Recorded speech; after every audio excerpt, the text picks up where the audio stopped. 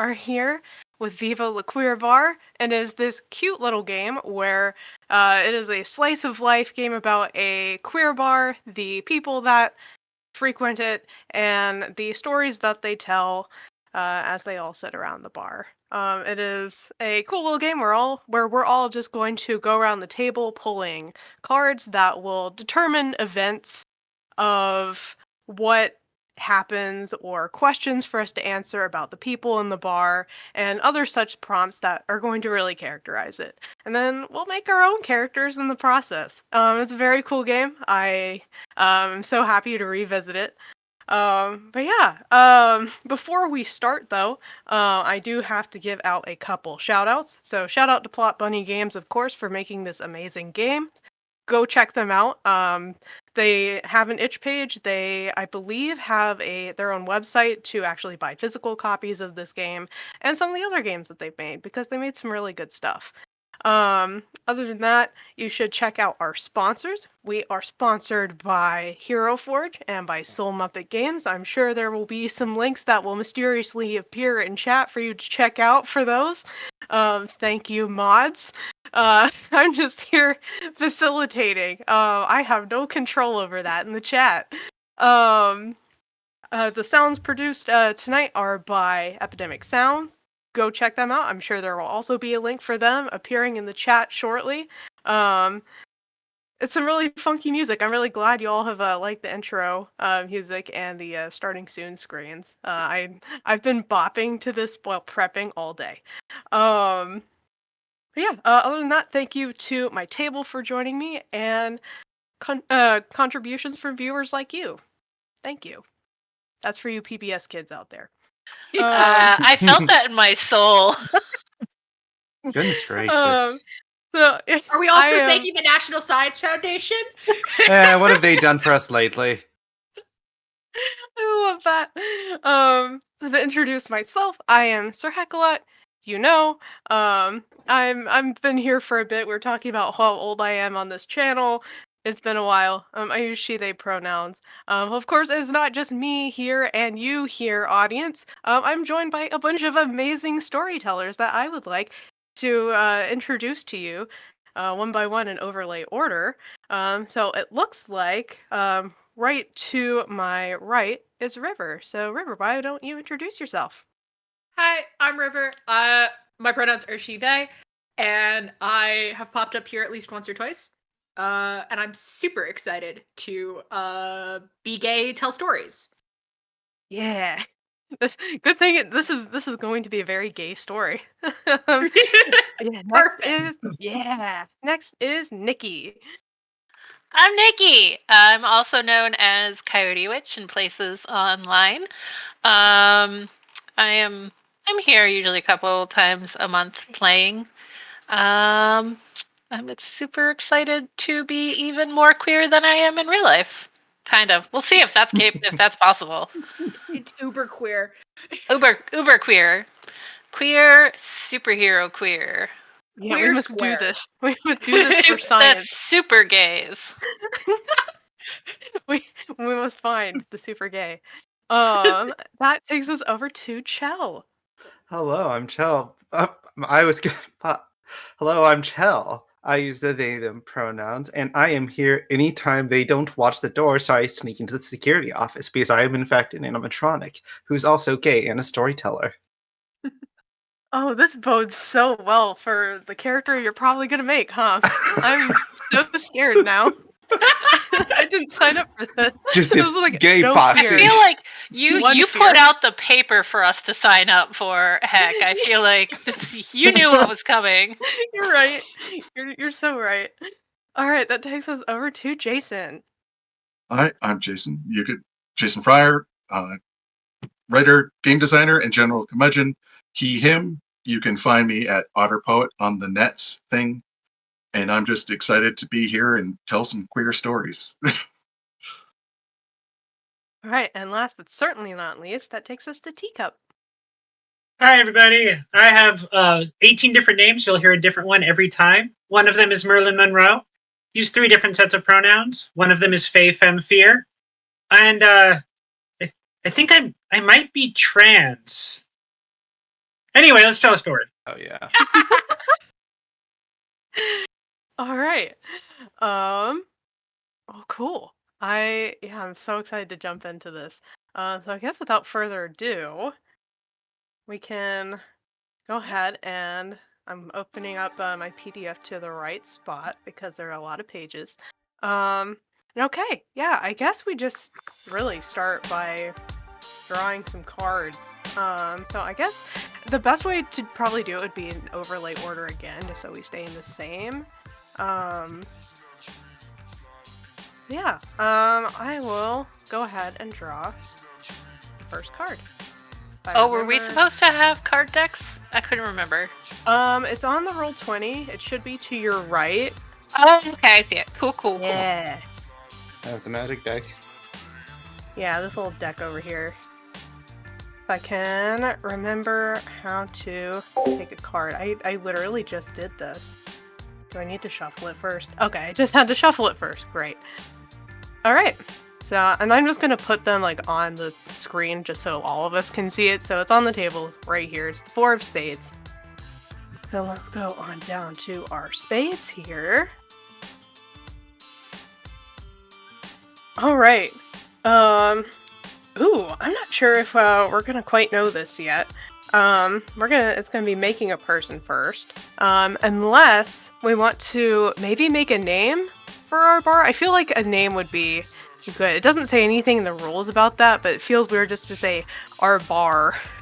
I think it's important to have a name. Names are Yeah, so important. let's start with the name. Let's start with the name. Let's be loosey goosey with the rules. The favorite name that And for the audience, should we tell them that we're kind of thinking of a superhero bar? Yeah, sure. Absolutely. I probably skipped over that in the intro.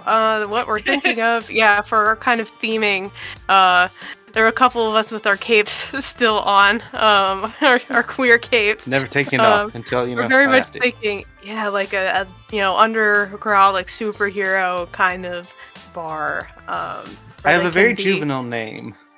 I Yeah? also have a juvenile name. Okay. The gayer. Combination of gay and the layer.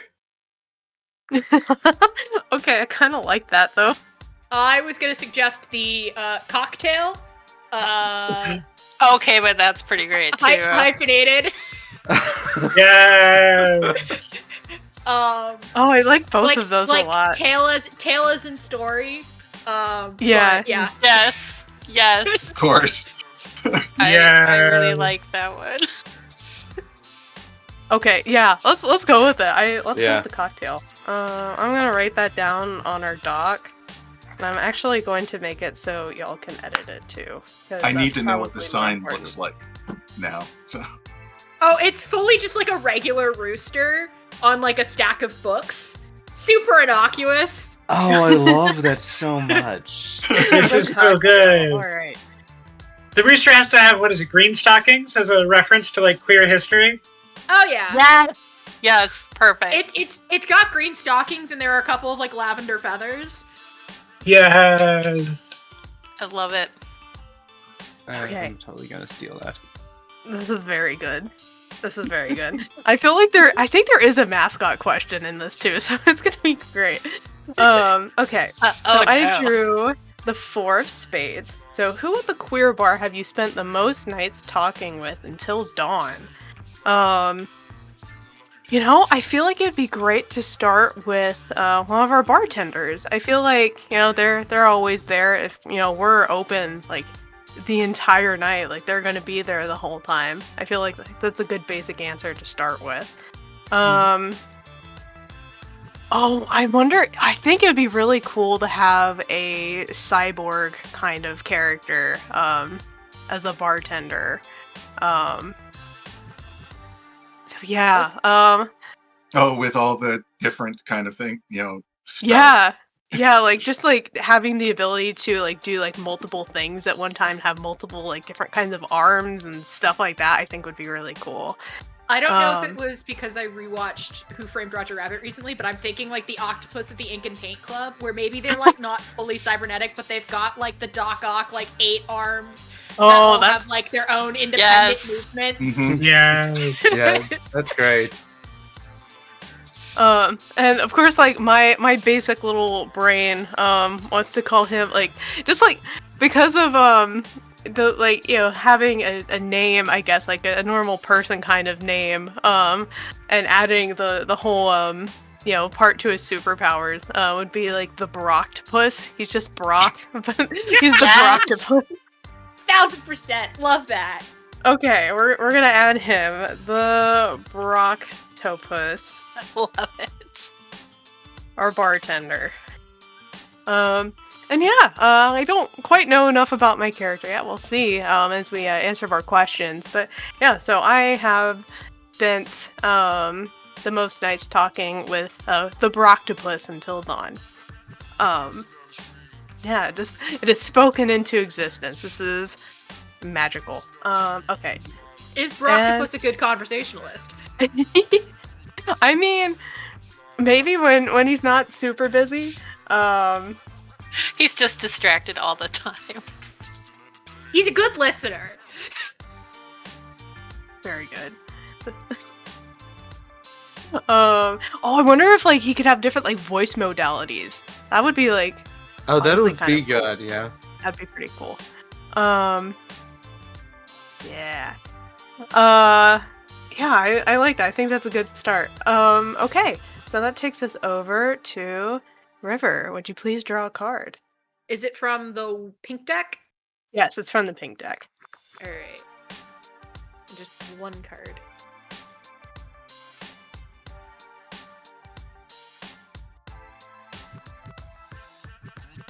Four diamonds. All right. And I can read out the questions if y'all would like, or Could you? I simply just don't have the PDF open in front okay, of me sure, yet. sure, absolutely. All right. So the four of diamonds is after a terrible day, you went to the queer bar in the evening. What cheered you up there? Ooh, I think my character is a familiar regular. Even if they don't always like drink, they sort of will just come and sit and hang. And so like Brock is familiar enough with the posture of it all to tell if it's gonna be a drinking night or a go sit in the corner booth and write night. And coming in after a bad day, my character was very much like okay, I don't know if I want to drink. I don't know if I want to punch a wall. I don't know if I want to, write in the corner. Like, I don't have the energy to write in the corner. And so when I collapsed at the bar, Brock was very much like, favorite drink already in front, and was already like keying up the playlist to play my favorite song. That I may have mentioned offhandedly like once, because again, Brock is a good listener. Brock is the best. Yeah, and I just love- mindlessly. I feel like it's just so fluid how he does it. Not even like really, Yeah, he having put the the extra drink. attention.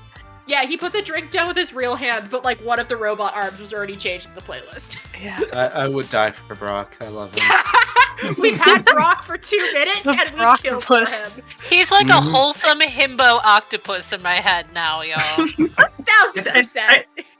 I think my character may have died for Broctopus, but then came back as superheroes. Oh yeah, superheroes and all that good stuff. Yeah, out of curiosity, this is just kind of an extra question. What would be like kind of the favorite song of your character? It's gotta be something, a little bit dancey, a little bit vibey, but also a lot of, like, I think the closest thing I have, like, the first song that's coming to my head that is, like, the song that is guaranteed to make me feel good, it has the good amount of energy of, like, dance and screamability, is this song by this little, like, tiny band from, I think they're from, like, Winnipeg or something. It's called Song for Tom by Sneaker Club. It is what I like to call the perfect house party song, because it's basically about the singer going to this house party and being told that he's not invited, but also he is like trying to keep up with the manic house party. And every time I listen to it, I imagine the music video as like a oneer through a house party. And the bridge is, I hope you boys don't forget about me, and I've lost all the dignity I had left, and I know my love's not meant to be given away. And the chorus is basically, after all, your house is my home. So yeah, probably that. love that. That's great. Yeah. Do you think that's we expounded enough on that question? Yeah, Okay, great. I think for me, yeah. Oh, absolutely. I was just like, I just don't want to cut anybody off. You're fine. Because this You're is fine. fantastic.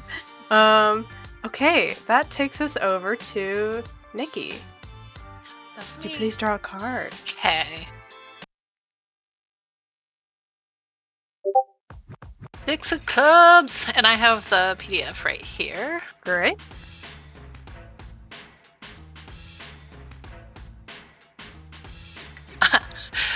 When you were on your duty, you wrongfully denied someone entry to the queer bar. What were the consequences?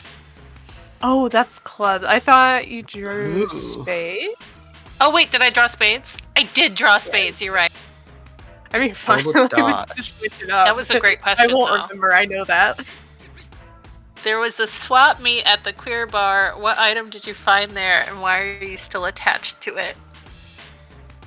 I love that there was a swap meet at the queer bar. Same.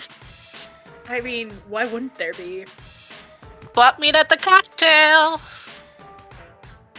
Oh god, the stuff that could be here.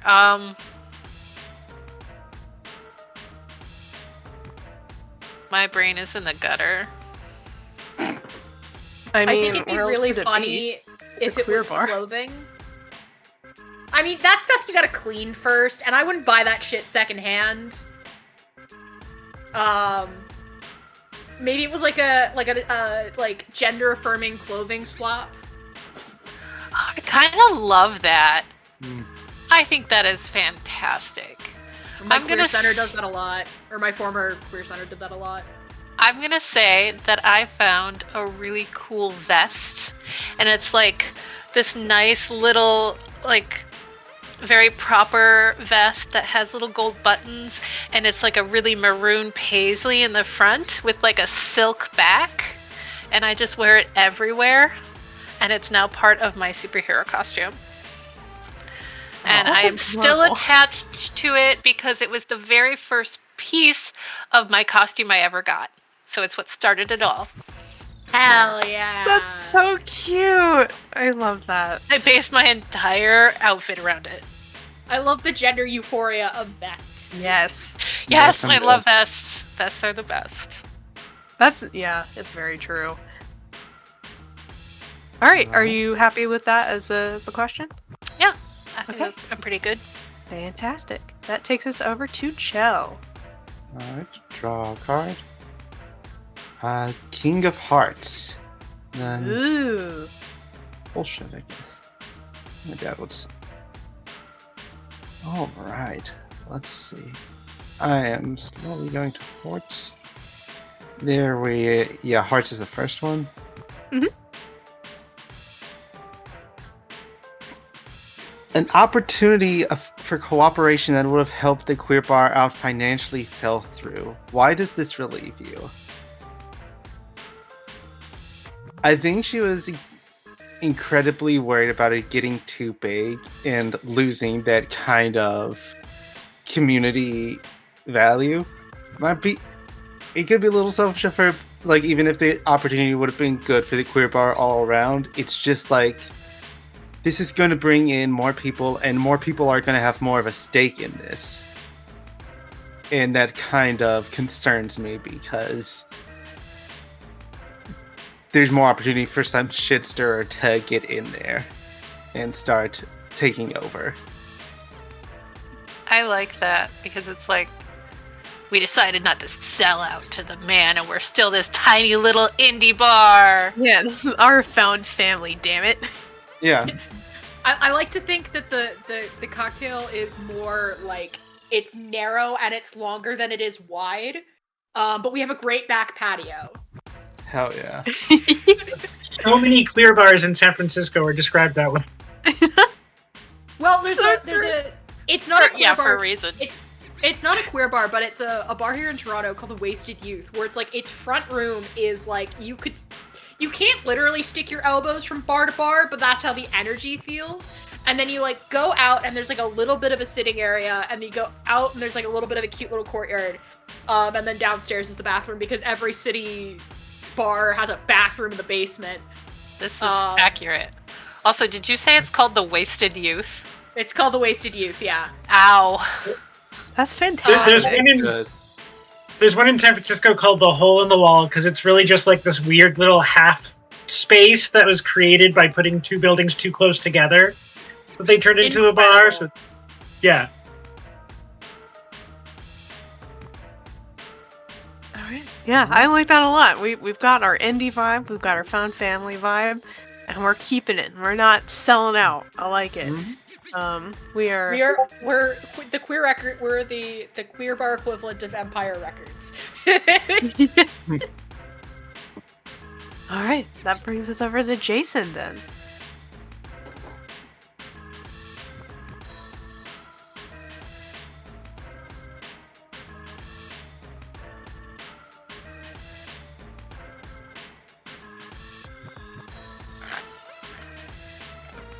Did it draw? Should just be a click and drag. Oh, okay. Got it. Oh, that was the top deck. It's Keep Oh, going. The bottom one. going. I'm glad. I'm glad we can keep going. Got 8 of spades. I'll put that over there now. So the 8 of spades. Yes. Take a look. You once screwed up an important matter and thereby endangered the queer bar. What did you do? Ooh. Oh, wow. I think Wisp, being Wisp, probably doesn't understand computers because they're from many, many years ago and completely screwed up an announcement. So an event actually happened on the wrong night. So everybody showed up one evening when they weren't supposed to. And I had to basically do an actual show to calm everybody down. Ooh, what And it kind actually of kind of show? worked out. Because Wisp is an artist, so was an old graffiti artist. So I kind of turned it into a paint party for the bar. I love that. Okay, but are we talking like a paint party, like just kind of like wild kind of thing, or is it more like a like wine and painting, like like those types of like really chill events?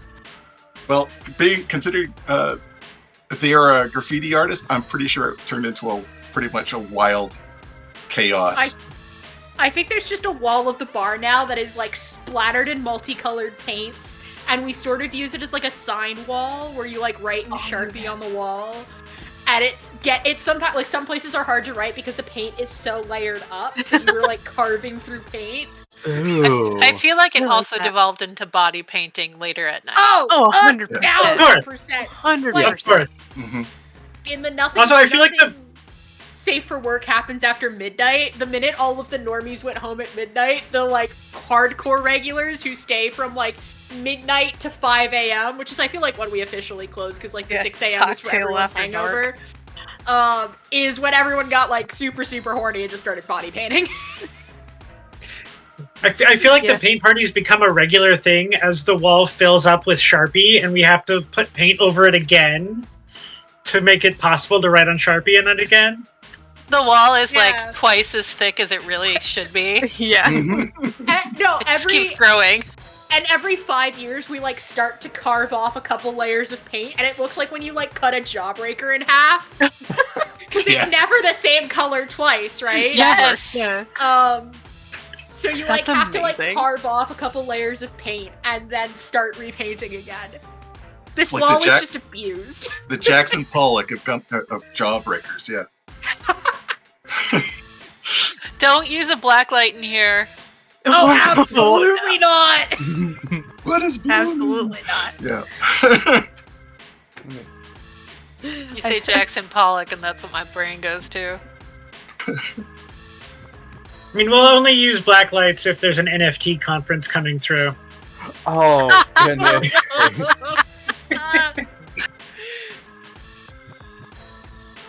That's Alright, I amazing. think that takes us over to Merlin. 10 of diamonds. Ooh. I do have it open. Where in the queer bar do I like to be the most? Why? I think that Doll, after Doll died for Broctopus, there was like an oracle kind of storyline. So Doll is now using a wheelchair and can't get to the bathroom in the basement, but has found a little alcove over by the trash and a couple of regulars who flag yellow, and has made that their bathroom, and that's where they often hang out, flagging yellow. Alright. If that makes sense to anybody. Yeah, what did the other folks in that area look like? There's it's a number of people roll through, many of them trying to pull off leather, but being relatively young about it, and like posturing more than actually being leather. But there's a few like older queers there who started their superhero careers in full leather outfits, and now they tend to sit there just smoking and like gossiping about all of the various cute queers rolling through the back patio. Yeah, I bet it's pretty lively talk between, like, I don't know, I feel like we haven't really talked about this city, but I feel like there's enough traffic that there are like new folks, and then of course like the regulars, and lots to talk about. This bar feels to me like it's very much like you only know this bar exists if you know somebody. Mm-hmm. So anytime there's like a new pack, they are always led, at least at first, by someone who is the regular. Yeah, one veteran. It's the cheers of gay bars. Yeah, and that's Yes. that's how like the staff vet who's gonna stick around and who's just visiting. Every once in a while, we find a baby gay who sort of gets the like sixth sense of like, oh, this is someplace safe, and they sort of stumble in, and immediately Brock is like handing them water, and it's just like, welcome. Please drink more water. Right, and then they ask where the bathroom. They ask where the bathroom is, and they just point at me and send them off. I feel like Brock is responsible enough that he gives everyone water who comes in. Oh, absolutely. 100%. But yeah, there's the 9 times out of 10, if someone new is in the bar, it is because a veteran like has inducted them into this. But every once in a while, it is the baby gay wandering in off the street who's like, oh, this place looks neat. I wonder what it is. Not saying that I've done that at all. What? No. Right, well, Yeah. Or if it's like an assimilationist gay somehow wanders in the bar, they will use Doll as a way to be like, no, honey, we're not straight here. We're not pretending to be straight here. We're not even pretending to be non-supers. Right? or super people. Yeah, that's great. Okay. Well, if you're done with your question, Merlin, I think that takes it back to me. Do we feel comfortable talking about characters yet? I know it's kind of a 1 to 2 round thing, but like, I'm okay talking about characters at this point. I got a rough idea. Okay. Yeah, I kind of think I got an idea. Okay. Yeah, I think it's just very funny. With my first question, I don't know why the first thing I thought of with like, just talking at a bartender until dawn is like, I'm not even like a human. I'm just like a cat. Like, I'm going to be a sentient cat. hell yes. It's Cause Bug! Yeah, I feel like every like superhero like bunch has to have like one like non-human. I feel like. So yeah, But it's are you like are you a two-leg cat, or are you like the cats from Sailor Moon, where you just sort of talk and no one like bats an eye at it? Or yeah, like, pretty are you much. like Yeah, pretty much or that. are you like a Flurkle, or a Flurkin, where you're like part alien? Is this Goose? I think it's more of the Sailor Moon vibe, but add like psionic powers. Like that's Oh, hell that's what I'm yeah. feeling. You're a Yeah. Jedi cat! Jedi, Jedi cat! cat, exactly. Jedi cat. Yeah. And what would be a good name for a superhero cat? What do we say? Salem? No, it should be something like really dramatic, because I feel like you don't let on that you have powers. You don't let Yeah. on that you're psionics to outsiders. So like everyone who runs into you gives you another name. So your name is like 6 miles long because you've just decided that they are Like a all your real- names. like a They're real all cat? my name. Yeah, Real they're cat. all my name. Mhm. where it's like there's like, you know, it's like Theodore or Gary, but it's also like Mug and Cat. And, you know, like, you're really cliche, like Salem, or, you know, Little Some Crow. some person thought they were very funny and named me Puppy at some point. Yeah! Spaghettios. You're a cat named Dog. Yeah, I like that. Okay, so I'll put mine in there. I feel like the first name should be like a pun, so like Claudia or something like that. We're gonna I love it. 1000%. Claudette. they're gonna go by they them pronouns. What do you look like? I feel like the first thing that came to mind was like a gray tabby kind of looking cat with little like white socks, because I'm a sucker for like the little sock feet. They're so cute.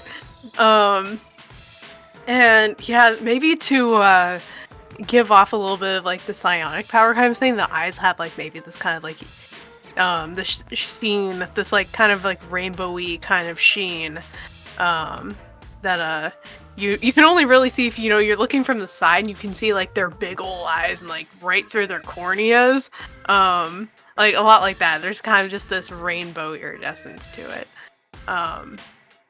So yeah, that's Claudia / Gary / Puppy / whatever. Esquire. Esquire, very good. Mm. Okay, so that's my character. I'm gonna go ahead and draw a card. Ace of Clubs. Oh, this is our first clubs. We clubbing. Let's see. Alright. There was a dance class at the QueerBar. About whom did you discover a new side during it? Oh. I love the idea of a psionics cat sitting on the bar with like a martini glass, like lapping out of it, watching everyone dance at the bar. Yeah, these silly humans. Just being like super judgy. Yeah, to judge on. Yeah, since I don't know about, you know, all the characters too much yet, you know, I'm gonna bring in a new NPC. I think a new person would be really cool. I find it very funny, to at least for a dance class, for there to be a person with powers that make them like more gelatinous or something, so they're just kind of like wiggling around. A gelatinous cube superhero. Yeah. Yes. It's the truly ridiculous movements of Tom Hiddleston time slipping in the latest episode of Loki, where he's just the inflatable tube man. Yes. Gel cubed. Yeah, no, I like that. Oh, I hate that I want to name this person like Jolene, like Jolene, but Yes. Yes. Jolene. Yes. Do it. Oh, yeah. Yes. Yeah, that's Um, great. This game is 80% puns. It's 20 80% puns. It is 80% puns, 20% queer It's jokes. mostly me. I have a follow-up question, Hack. What? Whose man did Jolene steal? Ooh. I don't know. Is it someone at the queer bar? Do we think? No, I think- I think it's really funny if it's like an A-lister superhero. Yes! She fully home wrecked a marriage. Oh man. Oh, Okay. he Yeah. hit their ass. Like, our Superman analog and our Wonder Woman analog were married, and then, like, Superman came out as queer and hooked up with Jolene. Yes. I like this a lot. And I'm gonna have Jillian go by Z, their, them pronouns. I'm adding pronouns to this because I didn't before. Just the Brocktos had he, him pronouns, but yeah. Just so we keep track of those. Brock looks like an ex-football player in my head. Like, he's fully, like, a gym bro. He's a ex-football player. himbo. He's a himbo Yes. ex-jock. Yes, I love Yes. it. No one can confirm or deny if he's, like queer or just a really supportive ally. But we don't care. We love him. But we don't care regardless. because he makes great drinks. I do have a question. Does Brock also handle kitchen duty? And if so, can we smell what Brock is cooking? No, that is a different superhero. That is a superhero that can turn themselves, turn their skin into rock. True. So all the True. stone-fired pizzas are just on them. Yeah, so they Yep. don't risk, burning themselves on oil. It's great. It's amazing. I love that. Okay. Cool. I'm happy with that question. I feel like that brought like a lot to what we're thinking here. That's fantastic. Okay. That takes us back to River. Awesome. So my character's name is Charlie. They, she. Their, poly family were all, big superheroes, but never made it apparent that they were together while they were superheroing, and are just married in their civilian identities. And so, but they've been, a on and off hero since they were a teenager. They're now in, their early 20s. They are a telepath and a magnokinetic, because I'm going with it, buddy. And so, they're debating about whether or not they want to become, a full-fledged adult superhero, or if they're just sort of doing the whole, no, I want to be normal for once. And part of their hanging with the queer bar is to occasionally get different opinions from older heroes about said questions. I love that. That's it's kind of like a whole coming of age story that they're going through that. I really like that. They're going through the late, because they're comfortable with being queer. That's not the question. The question is occupation. Yeah. I really like that. Well, what was Charlie's pronouns again? They, she. Perfect. Okay. Cool. Alright. I've got 9 of spades.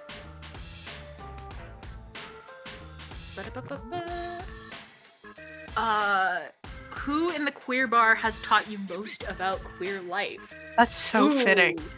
Yeah. I think it's a combination of the general atmosphere of no one here is normal, no one here is even as Merlin mentioned, no one here is pretending to be straight. Everyone is out in the open. So it's being around different flavors, because I think their dads are very, quote unquote respectable queer, where you would not know that they had been, married, if you didn't see the two of them standing next to each other. But have sort of they've always had that image of yeah, their parents are a little, their dads are a little like that. But they haven't gotten to see the more wild side and the more open about it all TMCR. So I think it's a combination of people like Doll, and I think people just being in the space, so to speak, where it's there are multiple ways. Fantastic. And they've had a lot of fun with it. I love that. It's so wholesome. It's so perfect for the story. Yes, very good. Okay. Well, They're learning where to get the good leather jackets. yes, That is the most important part. I'm like, oh, like the good like gear and everything. Cause like I was thinking back to Jelly and like, oh my god, like they like obviously like have like some type of like tank gear on, and just like a 1000%. gelatinous person having that is like, I don't know, Chef's kiss. that tickles my brain in the right way. Yank on the harness and it just comes out.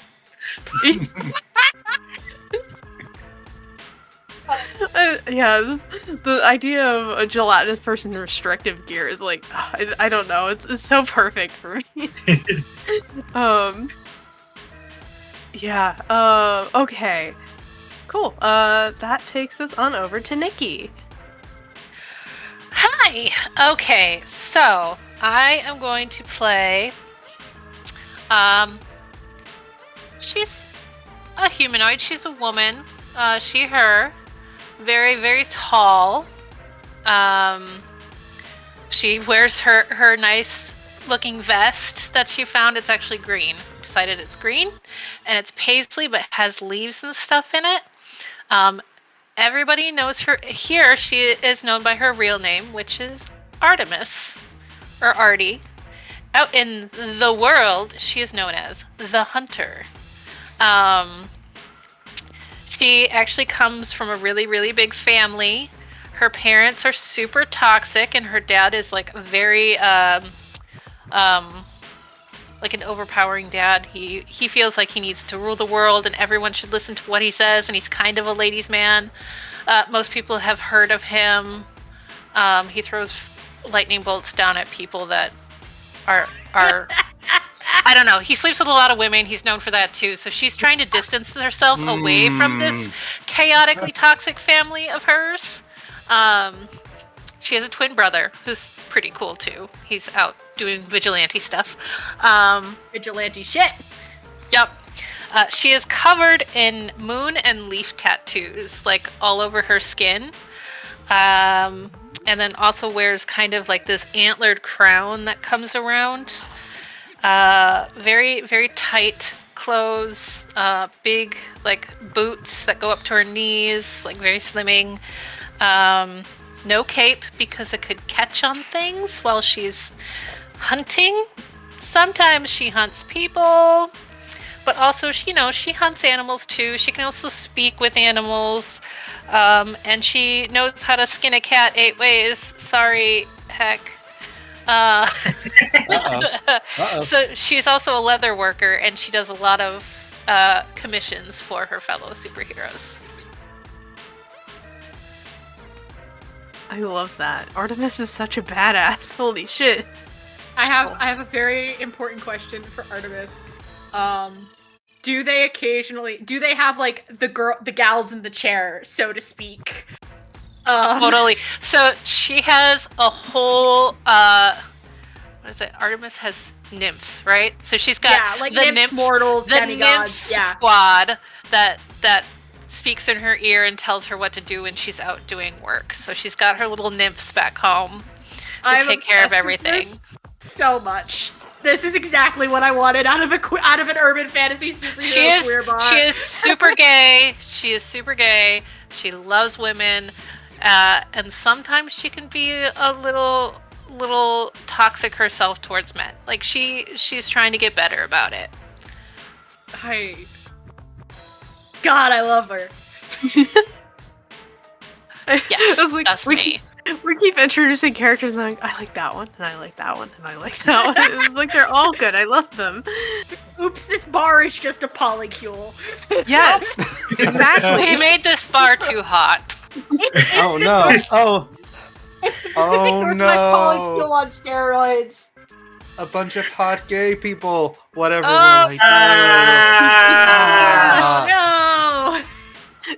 Drat. All right, I will pull a card. The King of Clubs.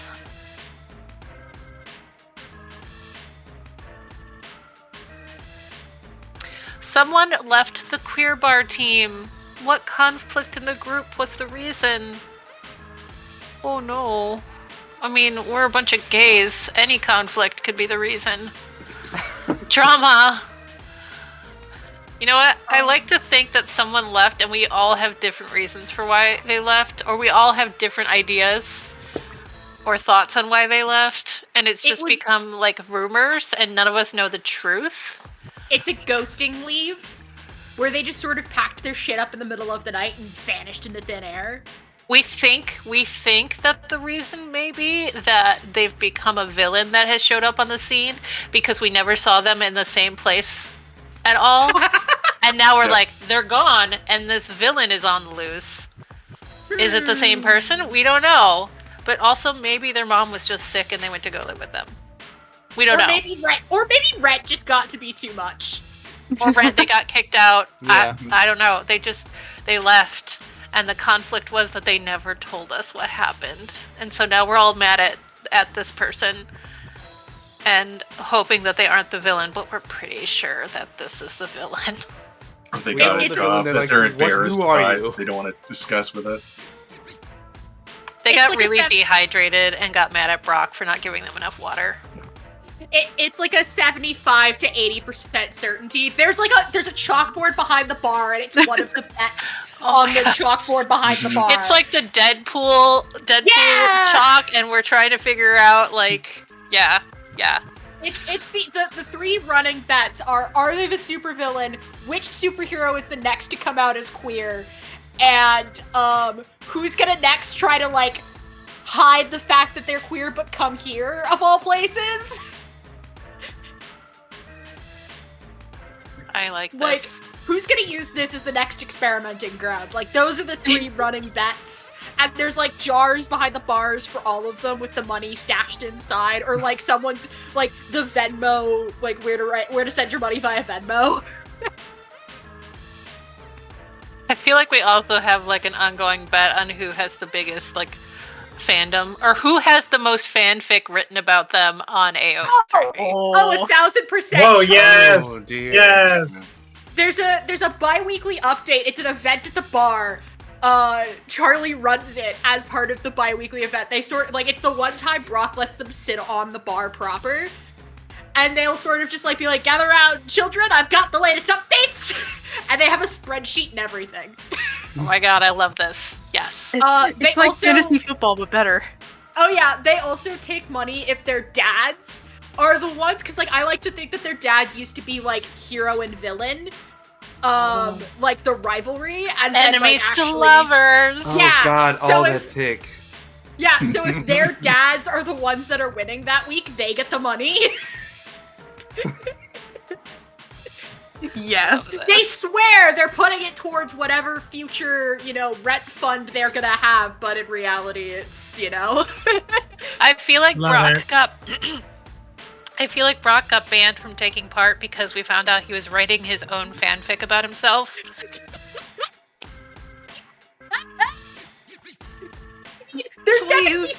There's definitely some organic fan fiction about Brock because hey, eight arms that all move independently. Hey. There's definitely somebody in the bar has definitely written at least one or two. But they're usually newbies who don't know Brock very well, so they always get his personality wrong, which is why Brock had to start writing his own, so they get his personality right. You're writing me wrong. I love it. That's so petty, and I love it. That's amazing.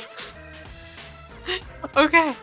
Oh, That's dear. fantastic. I think that takes us to Chell. Ah, yes. So, Daffodil is... I think her powers are more chaotic. They run off of her connections to people. So, if she has a bond with someone, she'll be able to intermittently mimic their powers. But also, her powers are just chaotic enough that sometimes her appearance just changes, but it's always the same pronouns, always the same voice, yeah, I'm just talk like this. And she goes by the name Tempest because of the unpredictable nature of what she's going to be able to do from day to day. That's such a good name. Mm-hmm. All right, and then up. Oh god, I need to. Wait, what? Stealing a card? What? Oh What? no! Oh. One moment. I think I messed up. Oh. It's in your hand. Or wait, no, never mind. It's in. I put it in Merlin's hand, and then. Wait, I have a card in my hand? What?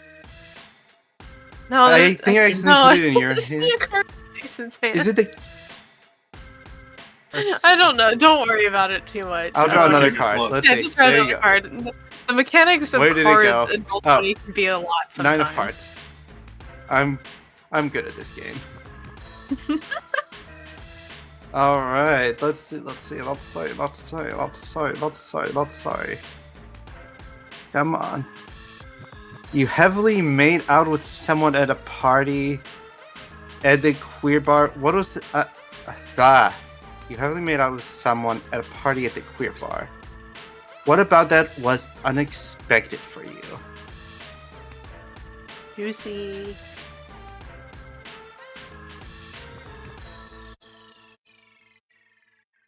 Did someone say something? Oh, I just said that juicy. Oh, okay. Would y'all mind if I... Oh, okay, there we are. Would y'all mind if I use one of your... Alright. Sure. I think I made out with Artemis, and it was unexpected because Daffodil doesn't have enough self-esteem. She's like, I really didn't think Artemis would go for it. She is hot and way out of my league. I feel like she probably like shoved you up against a wall and picked you up, like the tall small, because she's super tall. It's Yes. that one. It's that one image of picture. Yep. Yeah. Oh. Yeah. We all know Artemis was super drunk, and she was like, "Who's small enough for me to lift up?" and grabbed you. Somebody's discovered my kryptonite. Damn it. Big women, no. Bonus points. It was super dark, so Artemis has never figured out who she kissed, but Tempest 1,000% knows. And Tempest has just never brought it up again since it's like, no way. Sometimes you see Artemis at the bar just that. giving everyone eyes, trying to figure it out. Charlie 1,000% knows because again, telepath, and it's just decided to like keep it to themselves, but also has a private betting pool with Brock about it. I was gonna say, Brock knows. Brock had to have knows. Brock No. knows and Charlie knows, and they have a silent little bet between themselves about it. Because that's the other thing I think that is going to be underutilized. Charlie will unfortunately know everything. I think it was definitely one of the times when Daffodil was on one of her like smaller shapes. So it's not like I picked up someone really tiny. Now who the fuck is not that lesbian? No, not her. She's not small enough. And every time Charlie's around, there's just like a gay storm going around in Tempest's head when Artemis gets too close. It's the one gif from SpongeBob where all of the mini SpongeBobs are running around the parade like an office like the office is on fire. And Charlie is just sitting there with Brock going like, "Oh, that poor little soul. I hope they figure it out." Anyway, I feel like Kat knows, but just doesn't care. Like, just like I love Kat. I'm just gonna. Everyone knows but Artemis. yeah. This is great. I love this. It's giving awkward game vibes, and I love it. Yeah, this tracks. It also definitely happened on Halloween. Oh, for sure. Yeah. It was the bar's Halloween party, which is the other reason they've never put it 2 and 2 together. Costumes. Yeah, costumes. It's like those Jello shots will fuck you up. Like, Oh yeah. oh my god. I speak from experience mostly. But like, yeah, no, Jello shots are no joke. Oh my god. There's a queer bar here in St. Louis called The Rehab that has they're called honey bears, and they're little things of vodka and juice in the honey bears that have honey in them, those, and they taste like Kool-Aid. But if you drink 4 of those in one night, Yeah, that is no, dangerous. you're just gone. Yeah, that is dangerous. Oh my god. they taste Yeah. like I Kool-Aid. love it. Yeah, that's amazing. The wasted youth has something called fuck juice, which I was going to have one night, which is apparently I don't know what it is because I couldn't figure it out, and I asked the bartender, I'm like, how bad is it? And they're like, it's sure is something, and I'm like, okay, in theory, I'm trying to get myself home tonight. Should I consume it? And they're like, no, don't do it. Now we'll never know. I mean, I could go back if it's like up the block. Okay, do it. If I ever consume it, I will DM the chat what the wasted youth do. fuck juice is. This is Please. research. This is for Please. science. We need to know. The world needs to know Just of in the this. middle of stream. Go now! Just go now! Just take a mobile device, be on stream with you. Oh my god. I could never. If it wasn't like a 15-minute streetcar ride, I'd do it. Alright, fair enough. I think that takes us to Jason. Okay. So I love how unhinged this group has been so far. Yeah. 1,000 out of 10. since this is kind of an urban fantasy / superhero, this character's a little darker. Wisp was actually in their 20s, in the 70s during the punk era, but they caught the wrong end of an A train while tagging it, and have basically come back. And the reason they're called Wisp is because they're literally a will-o'-wisp. Hey! I love that! And it's a she/they. They look very amorphous in their androgynous in their clothes, which is basically like a old crumpled up London fog, trench coat, an old The Slits t-shirt, and ripped jeans. So and their hair is multiple colors of blue and purple. Basically, they mixed the wrong kind of dyes just before they passed away. So it looks like an absolute train wreck in of itself. So, Well, hey, it's probably pretty trendy now. Great choice Yes. of words. And they have literally been haunting the bar ever since. And I'm so they've been obsessed kind with of- this. their superhero. Basically, they're always taking care of the people on the streets. Basically, the people that nobody really pays attention to. So. Oh, do you think Wisp guides those people, kind of like how instead of bringing them to a horrible fate, it's the opposite, is taking them to the cocktail? Oh, perfect! Yes, she leads. Yes, they lead them to the bar. I'm here Yeah. to take you to a better place.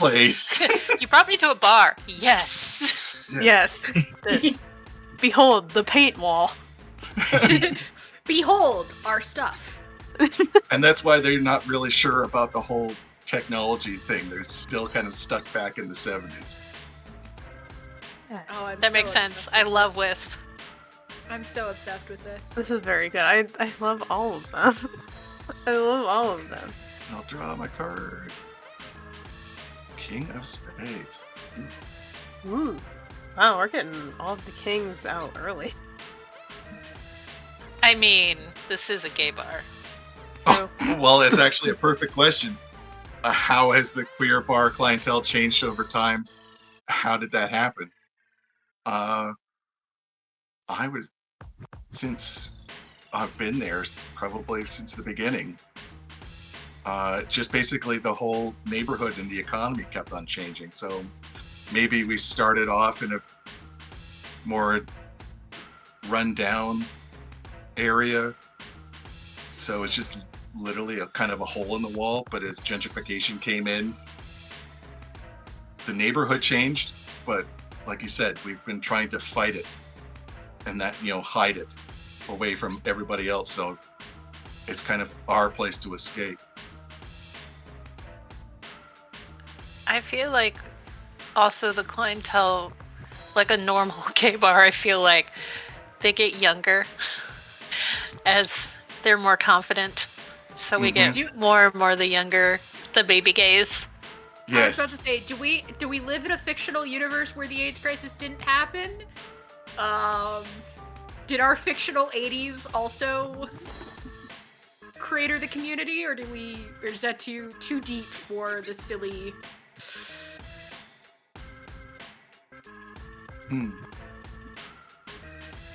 I mean, I think I Maybe like our having government's- to. Maybe our government's response was just better. Yes. yeah. I like yeah. that. I agree. I was just like, I was reviewing the lines of bill sheet. That's the top of ours just to make absolutely sure.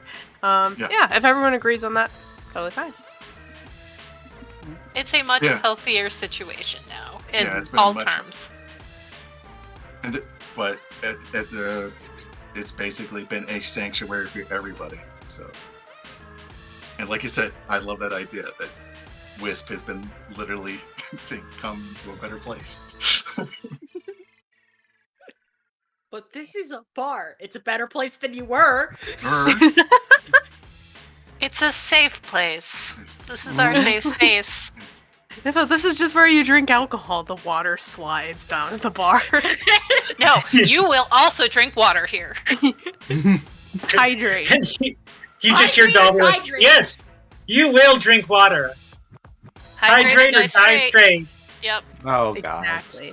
And Wisp has asked for kind of started a tradition for the different generations, so that like there's this certain day it's the 70s, another month it's the 80s. So just basically the people can kind of capture their youth, and the other people can actually see what it was like back then.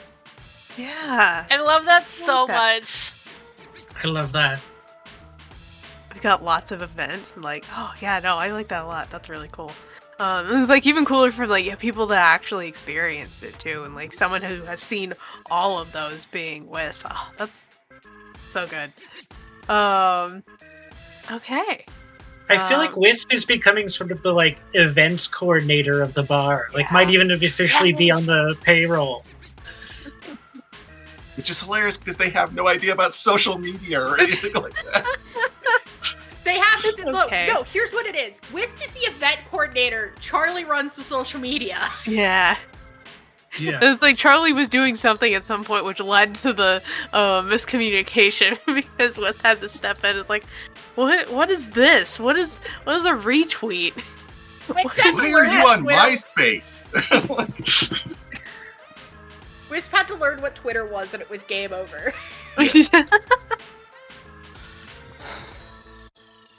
I love that. All right, I think that takes us to Merlin. So Wisp isn't the only one who's died. As I mentioned before, Merlin, who used to be a magic-oriented superhero named Iron Pentacle, very famously died to save the Broctopus's life.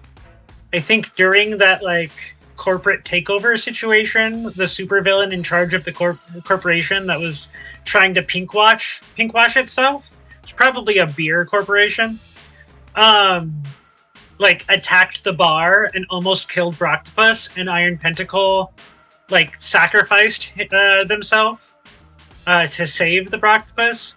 And as far as the world around knows, the Iron Pentacle is dead. However, Broctopus either rebuilt the Iron Pentacle or took the Iron Pentacle to whoever built the Broctopus's arms. No one really knows, because it's one of the few people that Doll won't tell the identity of, is who exactly rebuilt Doll as a cyborg with a porcelain face above the pink beard that remains on core body, uses core pronouns, or she, her, but only if you spell she SIDHE, because A fairies. she court, yes. Mm-hmm. Yeah, Yep. Oh, I love that. And Ko currently, like, because Ko uses a wheelchair, and Ko will tell you that the person that rebuilt Combe was like, I could give you the ability to walk, and Ko was like, why? What's so important about that? But it does make it hard for Ko to go out and fight. So now Ko works behind the scenes, making connections between superheroes and even crossing moral lines, like between superheroes and supervillains. People have tried to get her to vote on who the supervillain is, and Ko refuses because Ko would win. And I think Ko also, well, like the bet about which superhero is gay. Every once in a while, she'll go up to the Broctopus and just quietly be like, take that one off the list. To like preserve people for whom the closet is actually life-saving. Oh, We'll just thank you. stop the queers from speculating. And final note about Doll is Doll has magically compelled a bunch of brownies and domovoy and other house spirits to like constantly run around cleaning the kitchen, picking up what the rock is putting down. I've been sitting on that one. Look at us. How long have you been holding on to that? The whole time. Oh.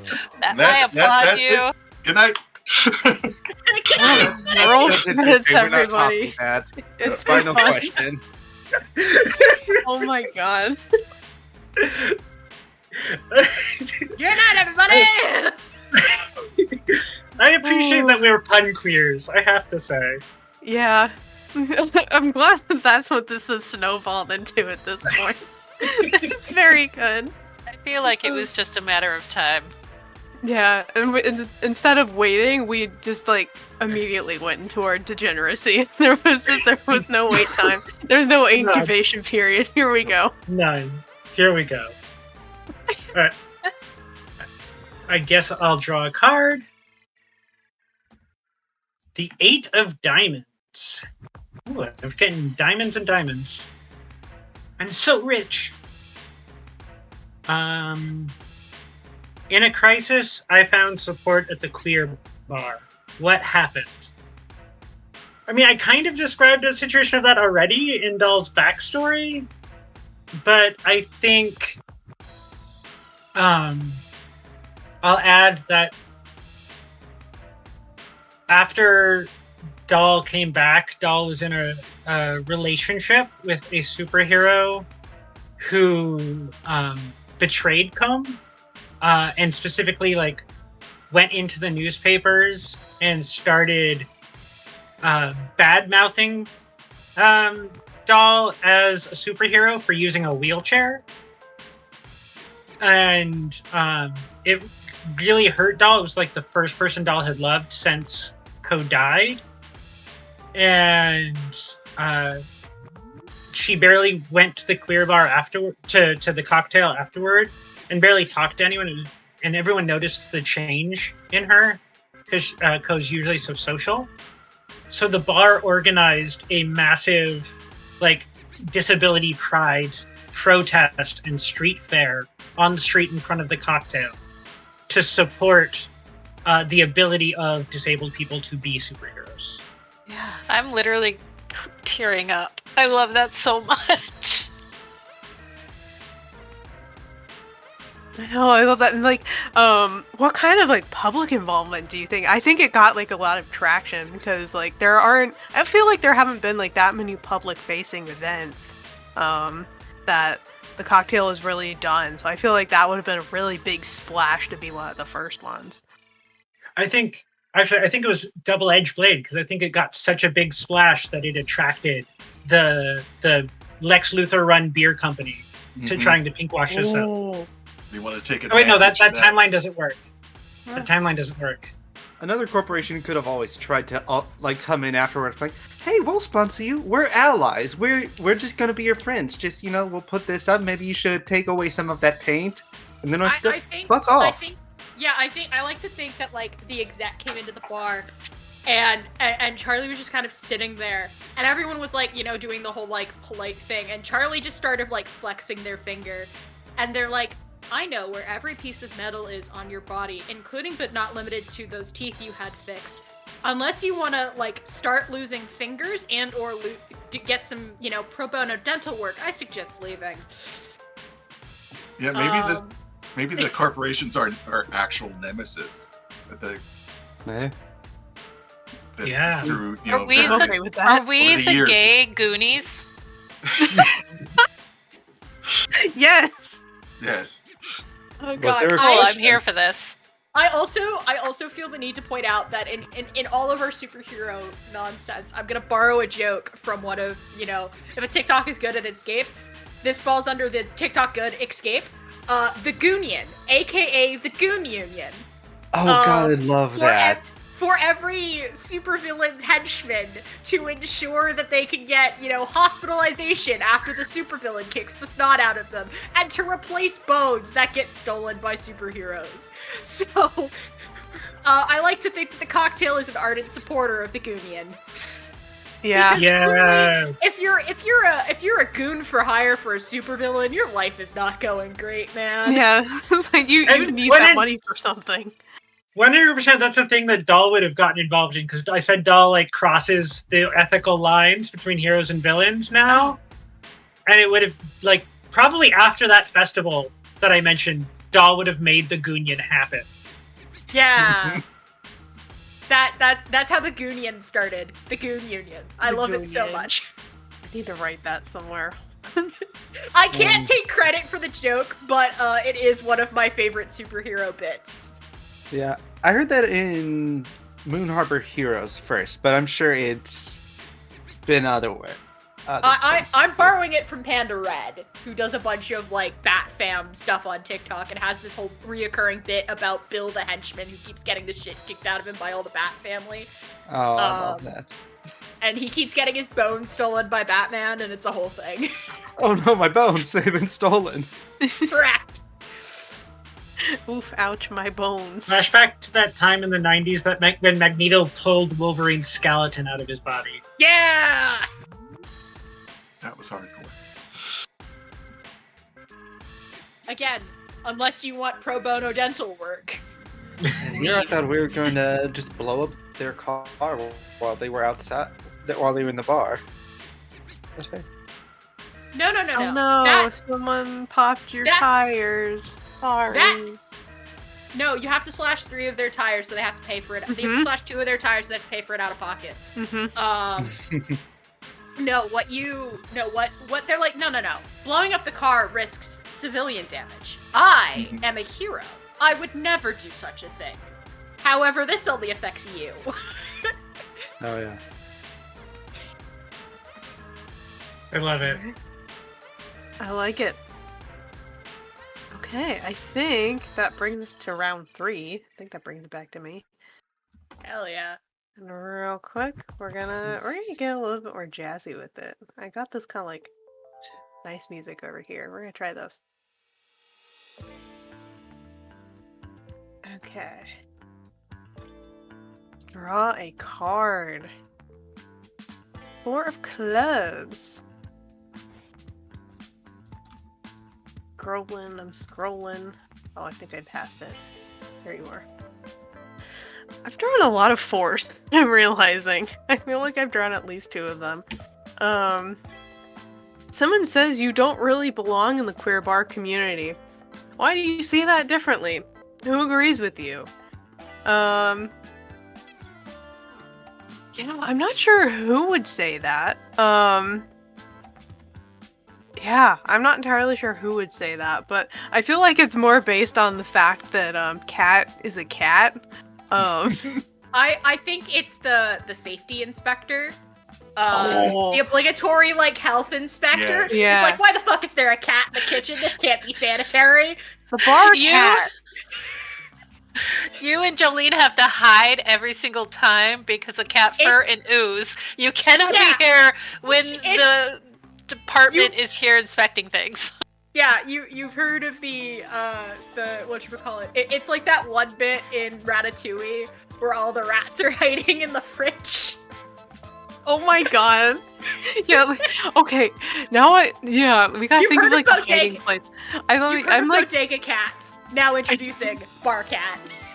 I feel like it would be very funny to be like hiding behind one of the bottles of booze, like in just a way that like the curvature of the bottle hides their frame. No. What it is it's one of those like tequila bottles where the mouth is just big enough to get your head in, and you've squeezed yourself in and twisted yourself in such a way that Fluid you're cat. facing the back of the bar, but your Yeah. body looks like the liquid in the thing, and it's hard to tell with the lighting whether Liquid the cat. bottle is opaque or whatever. Yeah, cats are like. I mean, by that Cats are logic, water. Jolene could do that too. That's Yeah, what because- both of you do. Both of you become like you become a tequila mixture that you can't tell if it's supposed to be like an opaque glass or whatever. Jolene becomes the house spirits TM. Oh, I'm In like as an it goes, unmarked I'm down glass with bottle. this. Oh my god, so we were telling off that executive. Brock totally would have served them a glass of jelly. oh my god. What happens if someone drinks Jolene? I don't want to know. Well, it depends on how Yay! into it Jolene is. Yep. Kinky. Consent is yeah, key. you know that's fair. Just don't tell the health inspector. Yeah, exactly. Well, They the can't health know. inspector's not supposed to drink on the job, so you know what they don't know won't hurt them. Yeah. Exactly. True. How much do you 100. think we bribe the health inspector? So much. Like I feel like that's like separate budgeting. Like whoever does the budgeting, like whoever's on payroll to do that, that's a separate like section of the budget. that there's like a rainy day fund. There's a rainy day fund, the bribe the cops fund, and the bribe the health inspector fund. I'm sure we also have to have like a damages fund because I assume that Oh, at no, some no, no, point no. villains come and try to We live start in- things and. We live in a superhero universe where superheroes are a known quantity. Insurance companies have started covering Insurance. for Yeah. that. Okay. We have property insurance where we have to pay a higher premium because we serve superheroes openly and knowingly. But I also like to think that enough villains know better than to fuck with the bar. Like they will purposefully angle where they're gonna punt the superhero away from the bar. Hmm. We could be like the Continental and serve everyone, but everyone has to leave their powers at the door. Oh, absolutely. Or everyone leaves their fights at the door because you can't necessarily like leave your powers unless Nope, you've got no someone powers. No Unless powers. you've Y'all got- have to leave. unless you've got someone in the bar who has a power, like their power is power nullification.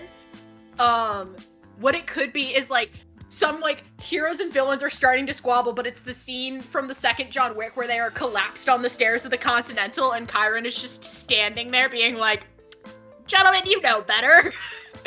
Oh, Lance. Well, I feel like Doll probably would have really helped set that up, right? Because Doll Yes. knows everybody. Yeah, Mhm. it's a newer Absolutely.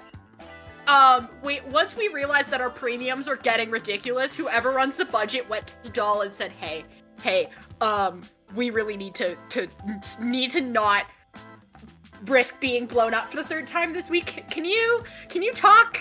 Can you get your feelers out and make sure that we can negotiate something of this being like a neutral ground? You know, leave your body and soul at the door, sort of deal. It's currently probation period. Yeah, Yeah. it's a new policy. We're testing it Doll out. was like, this is gonna be hard, but you're gonna owe me one. You're gonna owe me like 20. Sure. This is very good. I love how like how many more questions we have after like the first question. This is I like the whole snowball effect we got going on here.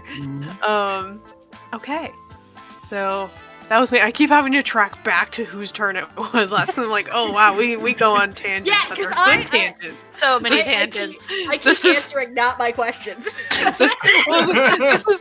This is what it is to be a neurodivergent table. We all have things to add. Neurodivergent people at a queer bar? What? What? Huge if Huh? true. Imagine.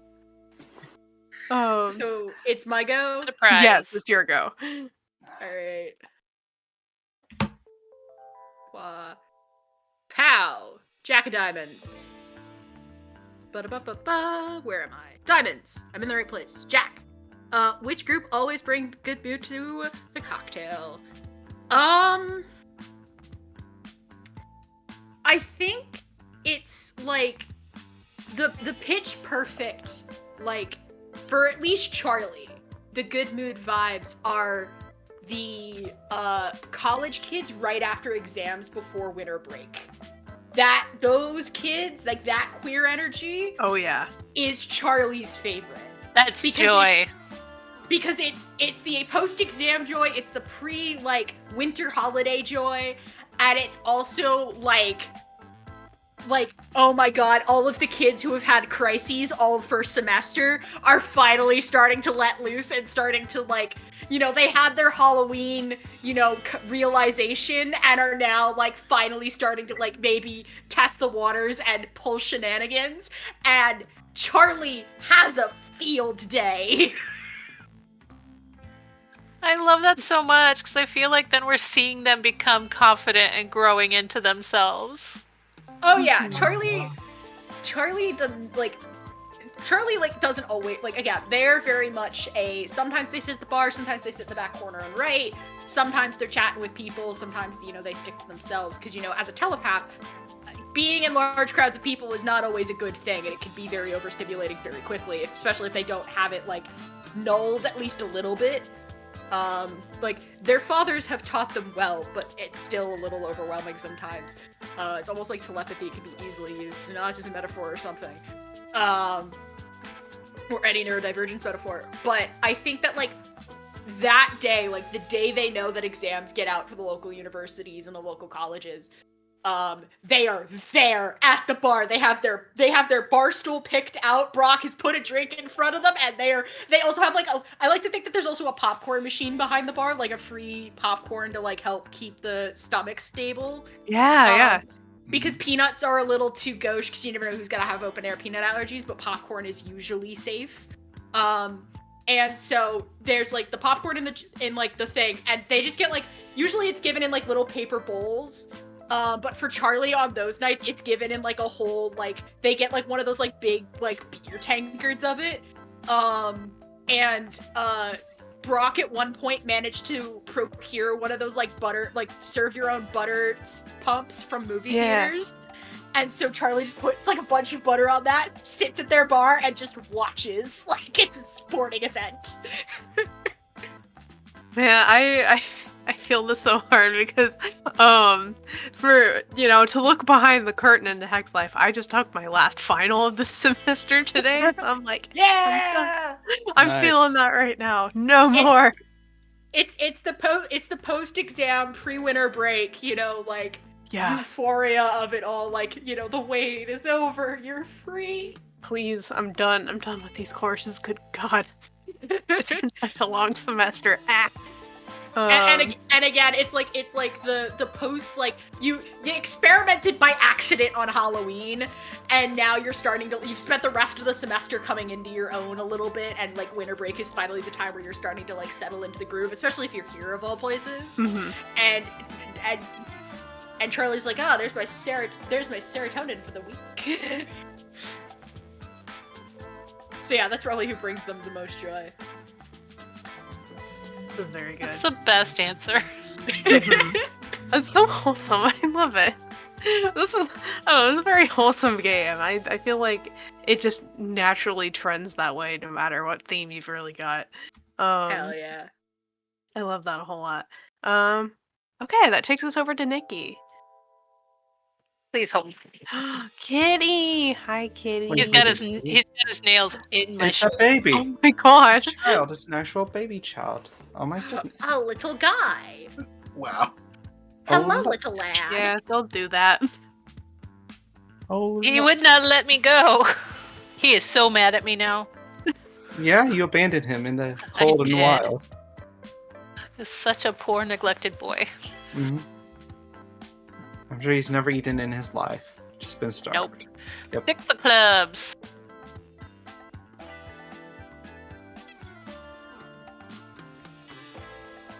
All right. When you were on door duty, Hey, this is that one before that I thought I got. When you were on door duty, you wrongfully denied someone entry to the queer bar. What were the consequences?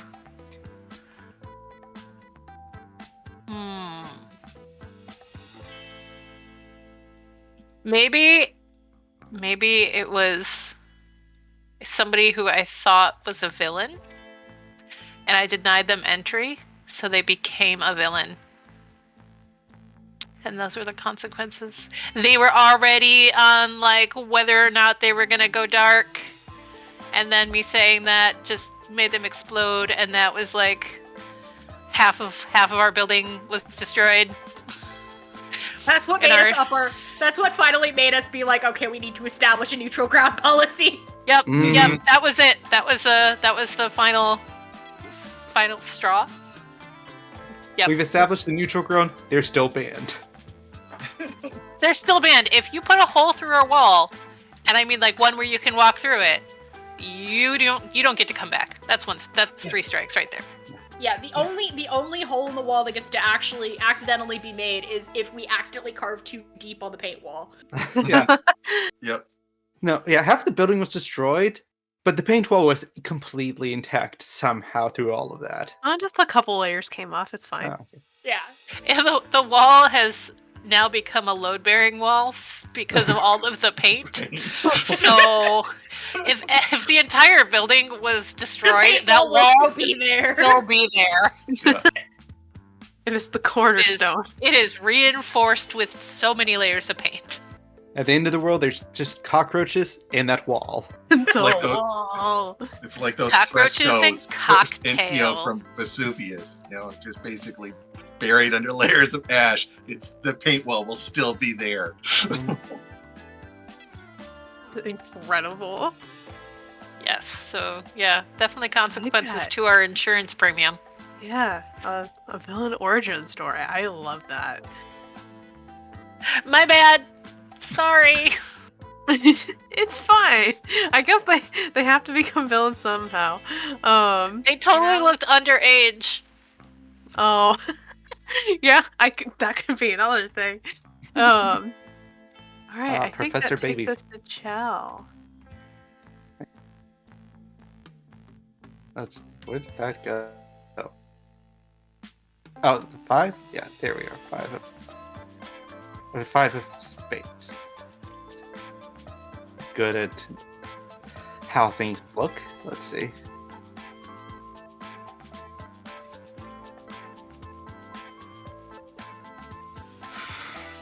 What kind of people would you have liked to see more of in the queer bar? Why do they still not feel welcome?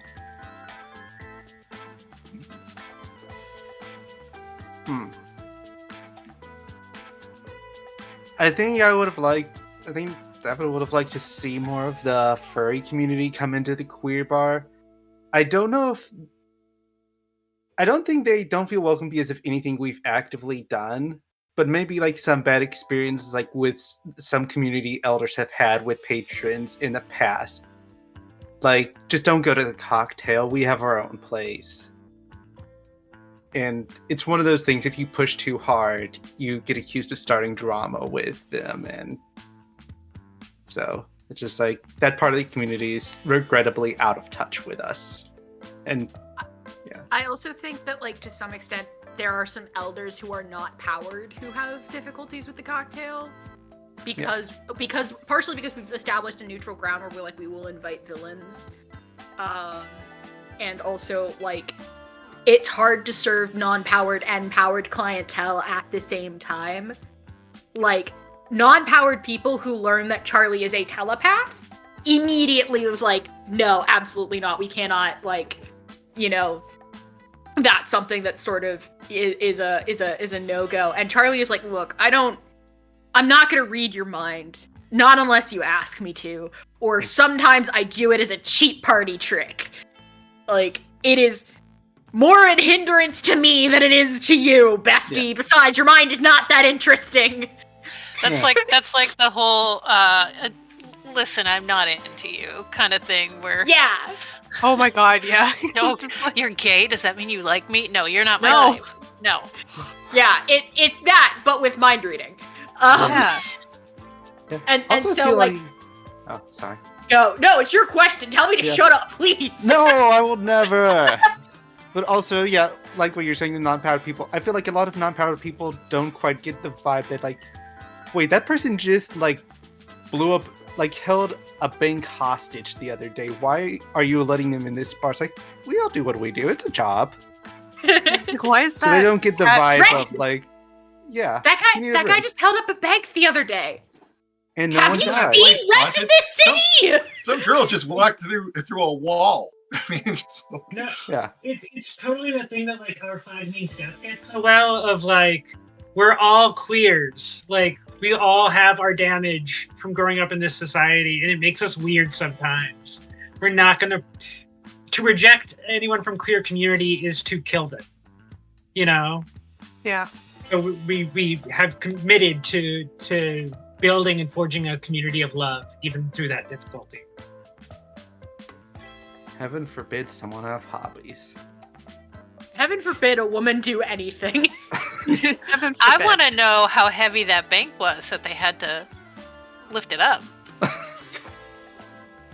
That's a strong superhero. Ooh. All right, I'm done with this question, so we may never speak of this again. You're welcome. This is very good. Oh my god. Okay. That takes us to Jason.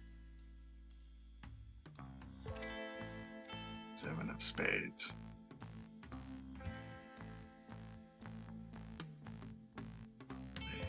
Seven.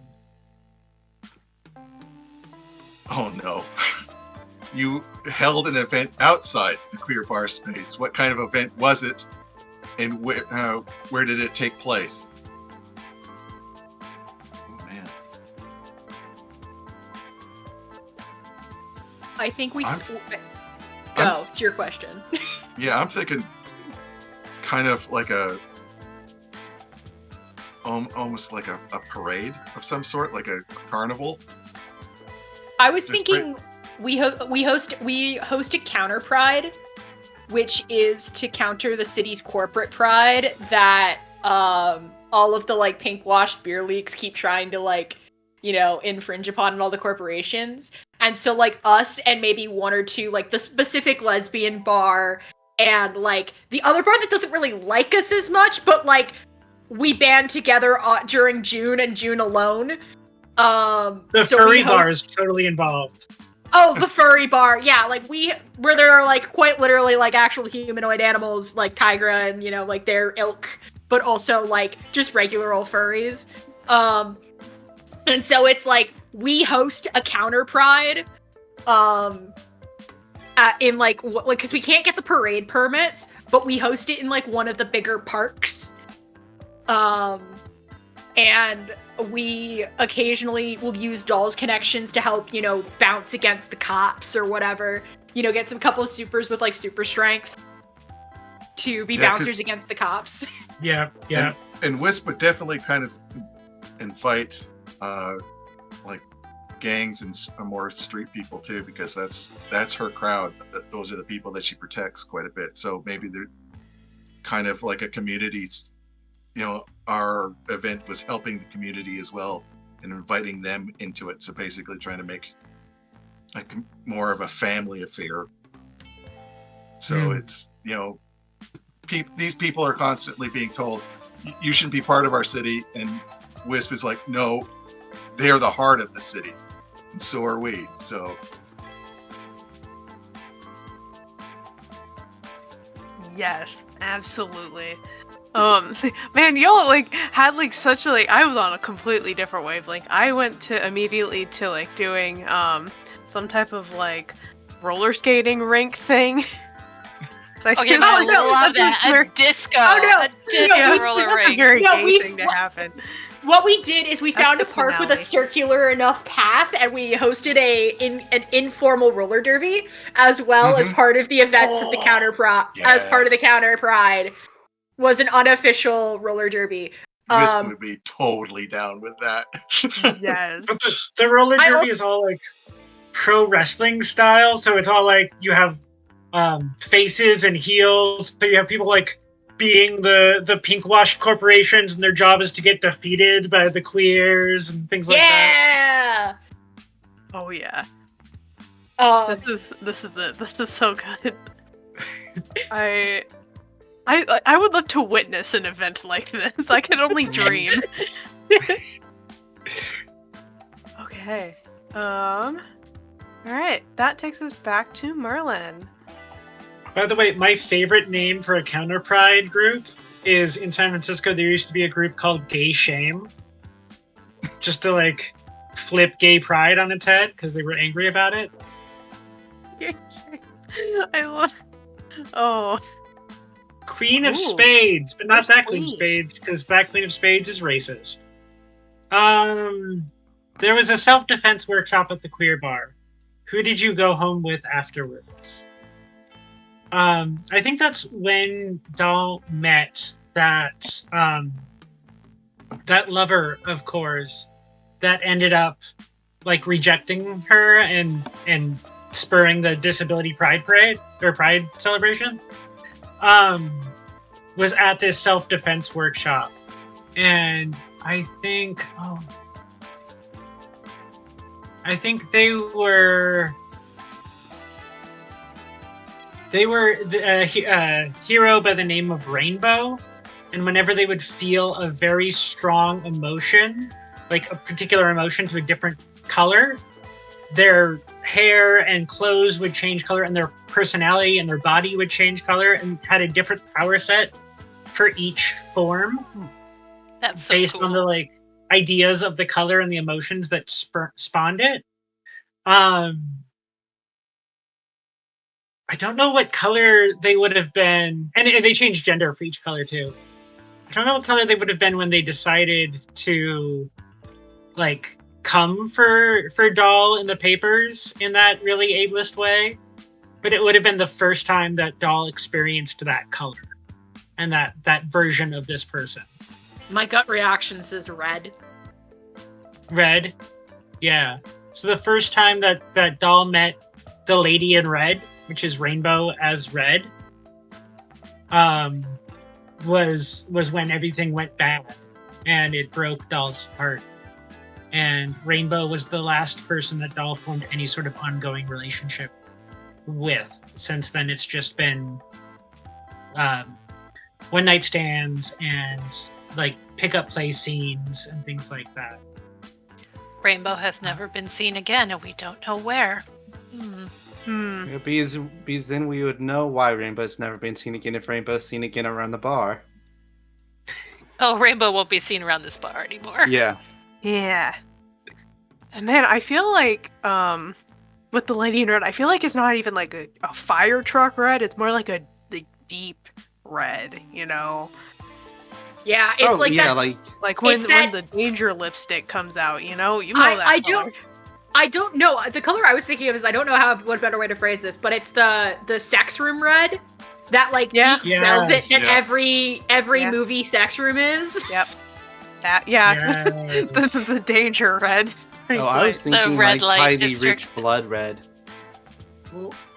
What if this, like, feel free, all of y'all, to veto this if this is too like dark or whatever, but what if the emotion that triggers the transformation into red is lust, and it was the first time that Rainbow felt lust for Doll's disabled cyborg body that triggered the difficulty?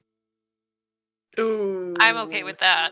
Insult to Good injury. story. Yeah. Yeah. Mhm. And it was just that internalized ableism of, I can't find this body attractive. Yeah.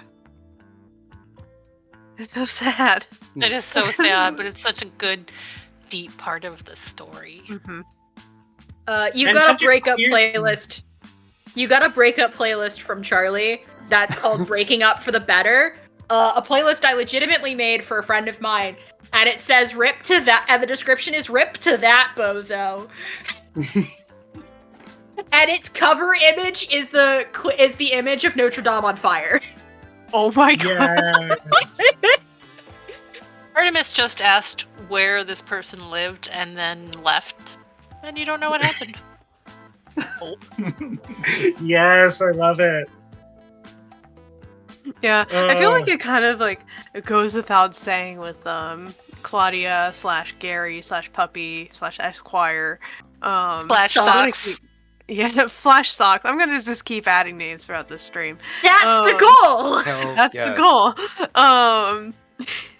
Like I feel like it goes without saying with them, like if they sense like someone is in need of cat snuggles and they want cat snuggles, like they will, out of formality, be very aloof about it, but give them cat snuggles, Like I just happen to be in the vicinity. I'm not, I'm not Oh, like a actively seeking real you out or cat. anything. You're a real Yeah. cat. exactly.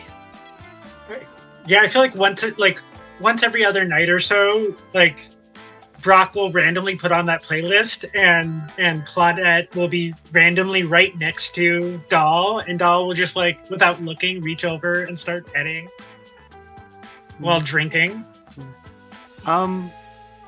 If it's all right with Doll, I think that Daffodil was at least awkward around them for a long time because Rainbow is probably the only person other than her who had that kind of shifting nature of their powers and identity. It's like, oh, they're just like, oh no, they're a huge piece of shit. They hurt this really cool person. I really hope Doll doesn't look at me and see like someone else who just will hurt someone like as soon as they are in the wrong mood or some shit. Yeah, With- Rainbow's with your apartment permission? is now haunted for the rest of their life. Yes. With your permission, Chell, I think like maybe you and Rainbow had a shared origin. Like whatever it was that made you the way you are is also Yeah. what made Rainbow the way they are. Yeah. And Doll probably you catch Doll looking at you with confusing, weird, hard eyes sometimes, but Doll has never been anything other than friendly. Aw. Such a cop, so sweet. Hmm.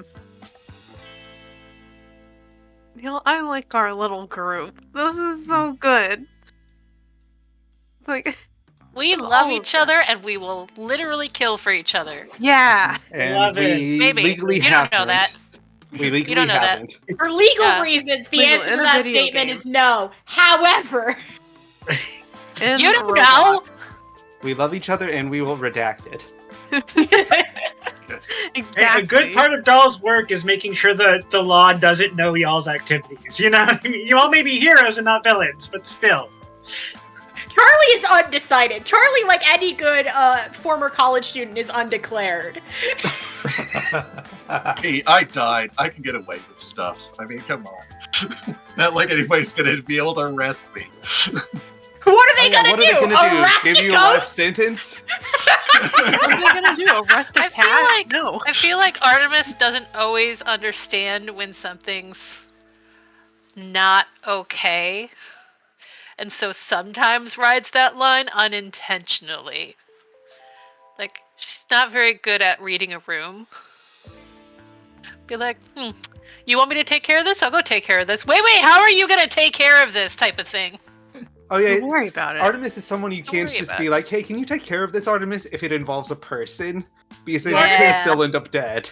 Artemis is the reason Charlie's definition of help from above is a sniper. Yeah, Yep. For Artemis, a Greek tragedy isn't a genre. It's a goal. Yes! Someone I asks love Artemis to that. take them out, it's either snipe them or on it. Yep. You have to be very careful with what you're saying to Artemis. Charlie I says don't take. always get nuances. Charlie says take me out once, and Artemis just sort of tilts her head, and Charlie's just like, either a bow and arrow or a date. Dealer's choice at this point. I love it. All right, and with the end of this round, I think that is a fantastic place for us to take our break for the middle stream here.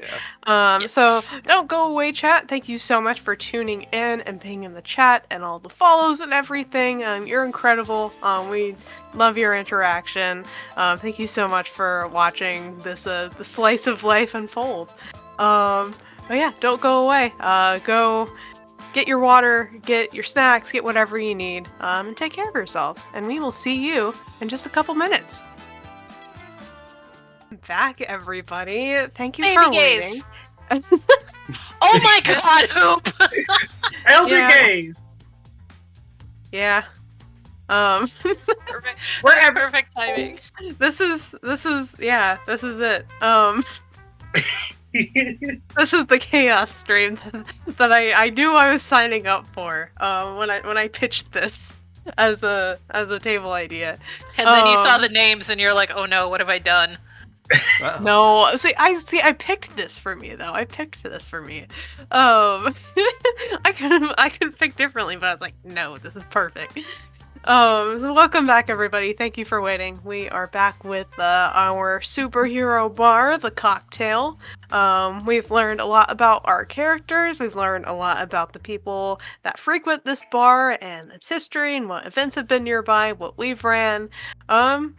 All kinds of little stories that have happened in our little slice of life affair that's going on right now. So yeah. We just finished up our 3rd round. We're gonna be starting our 4th round. Back at the top with myself, pulling a card, and we're just gonna see what happens next. I pull the 7 of Diamonds. Let's see. I'm scrolling. There you are. Who is your favorite guest at the Queer Bar and why? Oh, you know what? I feel like having like an old lady that's like a lot like a cat lady, but she's this like, you know, butch femme woman that sometimes frequents the bar, and like she's definitely the kind to have like, you know, the Werther's originals, but will still fuck you up if you mess with anybody. I think that's the vibe. And Puppy / Socks / Gary / Esquire really likes Warwick. her because it's the same type of you know, aloof vibe that they share, but also she brings snacks, and that's always really nice. I feel like she always has a can of tuna fish and a Yeah. can opener in her purse. Exactly. Like she's Sometimes a retired. it- I feel like she's a retired barbarian. Yes. Exactly. She gets it. Sometimes you find them in the same booth, just sitting across from each other, not doing like maybe she's working on something on her own, and Cat Dog is just sitting there, just vibing. Yeah. She rides a big motorcycle, I feel like. Oh, Oh, yeah. 1,000%. Exactly. That's what I was thinking. I was like, I think the power this person would have would be like some type of like supersonic power and used to be part of like a punk band or something. Like that's Wisp the knows her, vibe. for sure. If she What? was part Oh of yeah, Wisp totally knows her. Oh Maybe yeah. they were Favorite maybe they punk used band. to be in the same band, and that's actually why Ooh. she's Wait, going I out. love that. Yes. Wisp and them yes. definitely hooked up at least once. Mhm, Oh, yeah. mhm. Hooked up in the bathroom. Oh yeah. I think that's one of the questions actually. Who hooked up in the bathroom? Yeah. No, I think That's there's like amazing. actually I Oh. think that's actually That's- a question in here That's somewhere. fully iconic. Well, that's been answered. Hey, what's her Yeah. name? Ooh. Let's see, what would be a good name for like supersonic powers?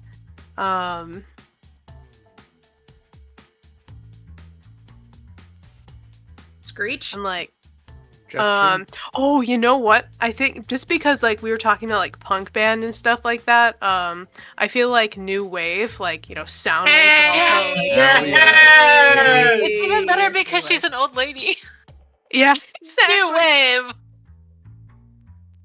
That's perfect. New Wave was in like the 80s, so Yeah. Listen, the 80s wasn't that long ago. Don't even. I was born in the 80s. Okay. That was only like 15 years Before ago. the It's 80s. fine. Dang. Ah. And then That's I'll 3 actually days late have for they being go born in with the 80s. any pronouns.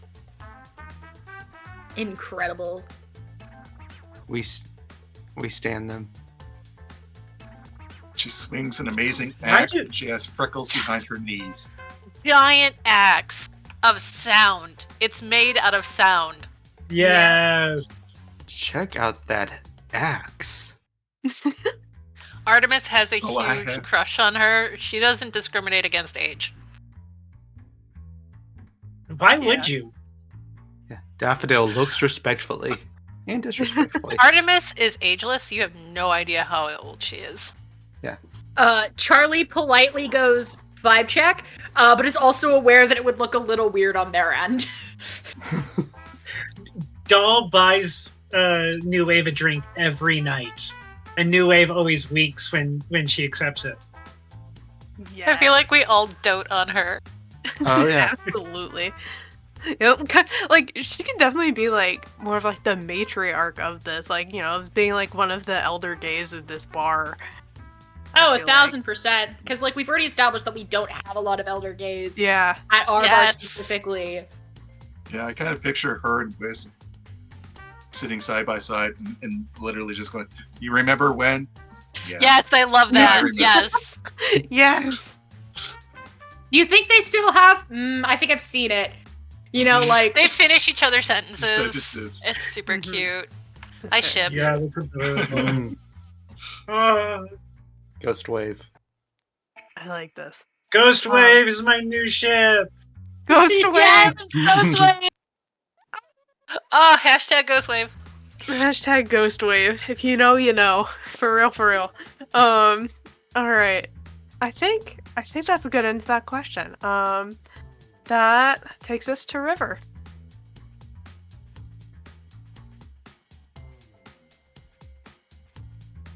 Eight of clubs.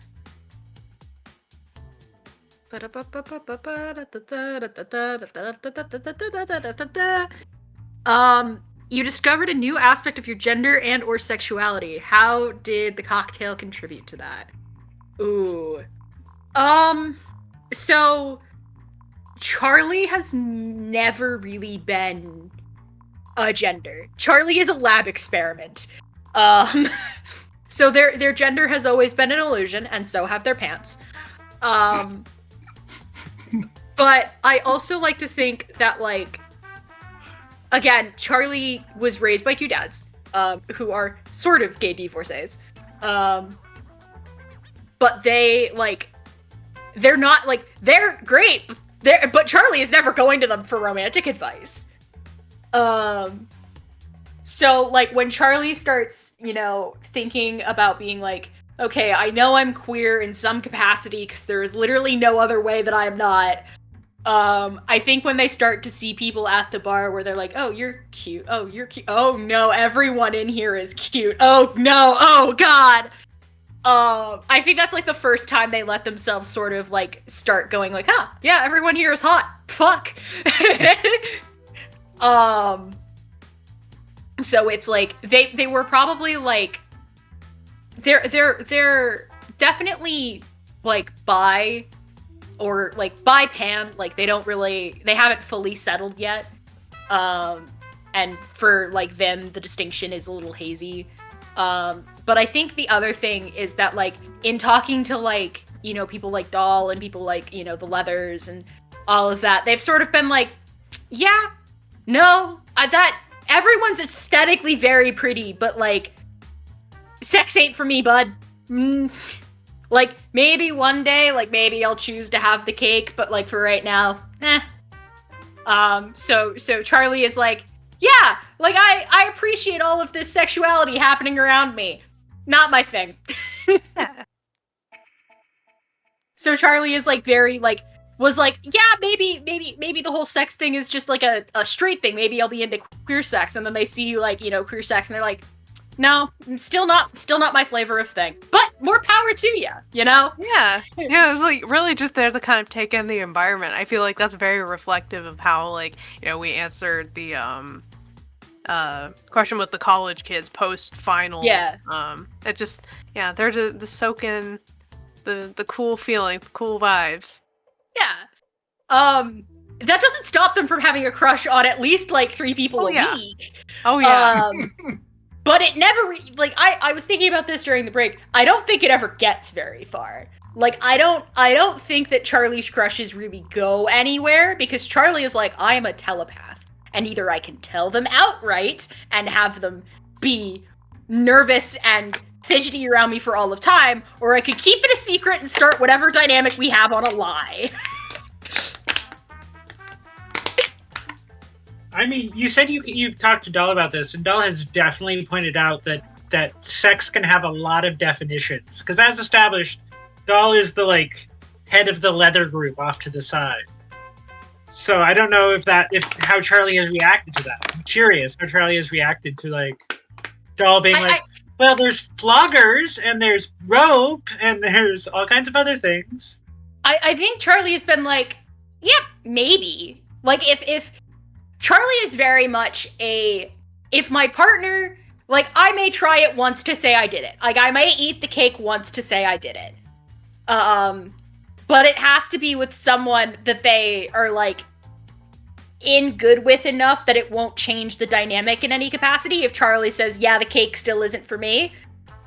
And so Charlie sort of is like, yeah, and I understand that in theory and in I appreciate that you want to do it, and I understand why people would want to do it. I understand how to get from A to B. But for me, A to B is always held up by A.5, which is just kind of going, hoo. Mm-hmm. Hell yeah. Alright, thank you. I'm noticing in the chat there's a lot of new people coming in. Thank you all so much for joining us. It's because Oh my god. Hoop tagged people in Discord and everybody's coming over Maybe to so follow. many of you, and Y'all rock. Ralph. Oh, thank you, Ralph. If you're here, you're so lovely. But yeah, welcome in everybody. We're playing a very queer slice of life story. It's been very wholesome. And I'm so glad you're joining us.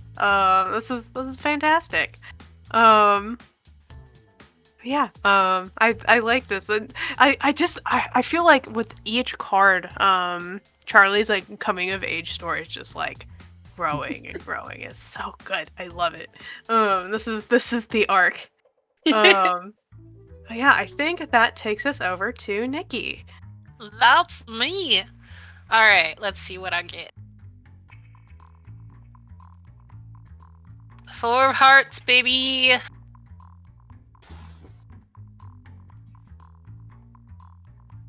There you are. Someone interviews you for an article about the queer bar. What important point do you want to get across? Oh no, she is the worst person for interviewing. She's gonna take every single thing literally. What important point? We need that kind of chaos. Yeah. Steer clear from us, actually. We are a safe space and not safe for some other people, because if you come in and you're not safe in our space, then you're not safe from getting hurt by me and some other people. But for most people, it is a safe space. Just don't hurt people inside because you will get hurt. Artie is the bouncer. We'll take it outside, so the inside is still safe. And she just keeps babbling on like that.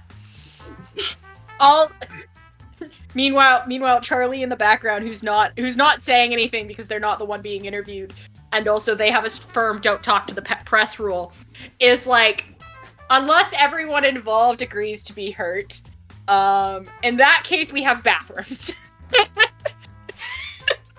If it's consensual hurt, then yes, that's okay too. We have specific nights for that. Exactly.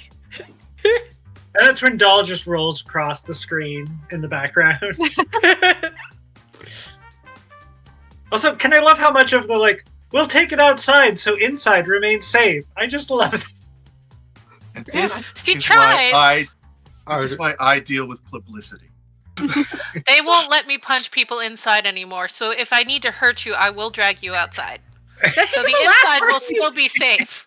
That's because the last person you punched nearly put them through the paint wall. Artemis starts talking about consensual hurting. Daffodil, who's sitting in the bar, just pushes up and leaves, so she won't bother Charlie with all of her gay thoughts. Like, they say consensual hurting, and Charlie's hand immediately goes to their temple, going, ow, ow, ow, ow, ow, ow, ow. Everybody's having thoughts. I will crush you. Promise? There's so many thoughts in here having thoughts. Do you remember that day when she pinned me against the wall? Finally, someone who says I will crush your head and means it. I can if you want me to, but I feel like that would hurt. Don't say things like that to Artemis, because she will take She that will literally. oblige. She will oblige. She does not understand nuances. I am putting some of myself into this. You have to be very, very clear with what you're attempting to say. Yeah, I feel like this interview, is, like, it's bizarre enough, and, like, you know how every once in a while there'll just be, like, this local news report that just, like, breaks out into, like, a viral Yeah. kind of, like, you know, it just becomes meme to all hell. Like, I feel like that's this interview. Artemis is now Yeah. on TikTok. She is Yeah. viral on TikTok, and she has no idea what that is. There are reaction images made out of Artemis's expressions during that. Charlie running the social media is like, good news! Our follower count went up by 20%. Moderate good news! Artemis, I got a couple of marriage requests, so I want you to come field. Bad news, the trolls have found us, and I'm currently working on getting them out. What are they offering marriage for? Is there bounty? Are there sheep involved? I would like a golden sheep for Wait, marriage. sheep for marriage? I don't think they're offering sheep, but most of them are just, wait, how do you feel about being called mommy again? I forget. I don't know if that's one of yours or if that's I one of would love y'all's. to have a child. I love babies. Children Oh. are wonderful. Okay. Doll, come explain this! You're the resident expert! Oh god. Oh god. Oh no. Please So, explain to Artemis. Artemis why the femme lesbians on TikTok are calling her mommy! Why are they all calling me mom? Am I a good mom? Do I make a very good... Am I a good role model? Well, Artemis, Excellent. they want you to step on them, Artemis. That would hurt. I have Exactly. heels. That's Oh so yes, point, I but know. okay. I mean, what? Don't look at Charlie, Artemis. Look at me. Okay. Well, yes, it's supposed to hurt. I don't understand. It would probably puncture an artery. Yeah, they don't want Or you an to step on them intestine. that hard. You have to. Oh. You have to modulate how hard you step. Oh, Yeah. Playful step. And okay. And it's at that point Charlie waves Doll over and just shows them the comments. And Doll gets distracted. Just like, that one's a creep. That one's a straight man. That one's real. You should talk to them. I only like women. Yes, that's why you should talk to this one. Okay, so This I one shall is a step woman. on the men. Yes. We can get rid of them. I will gently also- press on the women. Sure. Yes. You know, That's- I think yeah. that Getting will- it. You're getting it. We're I almost also like there. to think, as this conversation is happening, Daffodil, Breach is like, almost sealed. This is still the interview happening. It's still airing. They're just like, keep rolling. This is gold. Yes, gold. Go on. No. While Gold, this if is you want happening- gold, come with me to the alcove over by the trash. Charlie is having a telepathic conversation with Daffodil, and it's just like, please quiet your brain. I can hear it from here even without my abilities. I'll give you something for tension headaches. I'm sorry. Just what she says. Yeah. Suddenly After we it get an influx of new baby gays, and Artemis Oh, yeah. doesn't understand why. Why are they all calling me mommy? your fan club. You have new auditioners for the nymph society. It's a Ah, nymph yeah. We could audition. Doll starts No, I'm complaining a about lot getting good. dehydrated. I love how unhinged this question has gotten. It's so great. The last thing I'll add is I think if the camera rolls for too long, like they're the cameramen are loitering. I Claudia, wonder why they're loitering. like I'm going to be like I will be my peak cat and just like get like all up in like the camera like to block it and like be like rubbing up onto the camera and like like That also goes Generally- viral. yeah, just Oh. obstructing everything. No, what definitely Cat goes butt. viral is Charlie makes a TikTok in the style of, the Seattle Cat Cafe that does, this is Mickey, he commits crimes. Yeah. Charlie does one of those, but it's just of cat under their different names. It's just the same cat. Someone finally catches on and is like, is that the same cat? No. No. It's a different name. No, this is Gary. They commit crimes. This is Esquire. They also commit crimes. This is Different Gary. crimes. This is Gary. They're wanted for tax fraud. This is is Esquire. Tom. They fight crimes. This is Socks. They got really into crypto. No. This is sock slander. Fox is Meanwhile, not a New Wave villain, and I are sitting okay? at the bar, just basically going, kids. Yeah, kids. Sock's eyesight is too good to be into NFTs. Artemis is just very It was confused. Nikki's turn. I was No, like, wait. no. Nope, This is Socks. They ran an illegal fishing scheme, not to be confused, because they got it confused with a legal fishing scheme. We have convinced Artemis that NFT stands for nice fucking tits. God, yes! Canon! That is Oh what she my thinks God. it means. Mm-hmm. Charlie keeps- got them a shirt for White Elephant that just says NFT. Yeah, I'm into NFTs. NFTs. Nice fucking tits. Did we by It's just accident eye and a convince? heart NFTs. Yes. God. Did we by accident convince Wisp that that NFT means nice fucking titties too? Oh, and you could do that in a heartbeat. Yeah. Artemis proudly wears it while she's like bouncing at the door. Yes. But people will walk by and she'll be like, "Oh, nice NFTs." Confuses everyone. Nobody tell her. We would never rob her of that pleasure. I love that so Very much. That's great. Yeah, this question really did spiral. I had to take a second. I was like, who was last turn? It was That was, Nikki. that was my question Yeah, about an so- interview.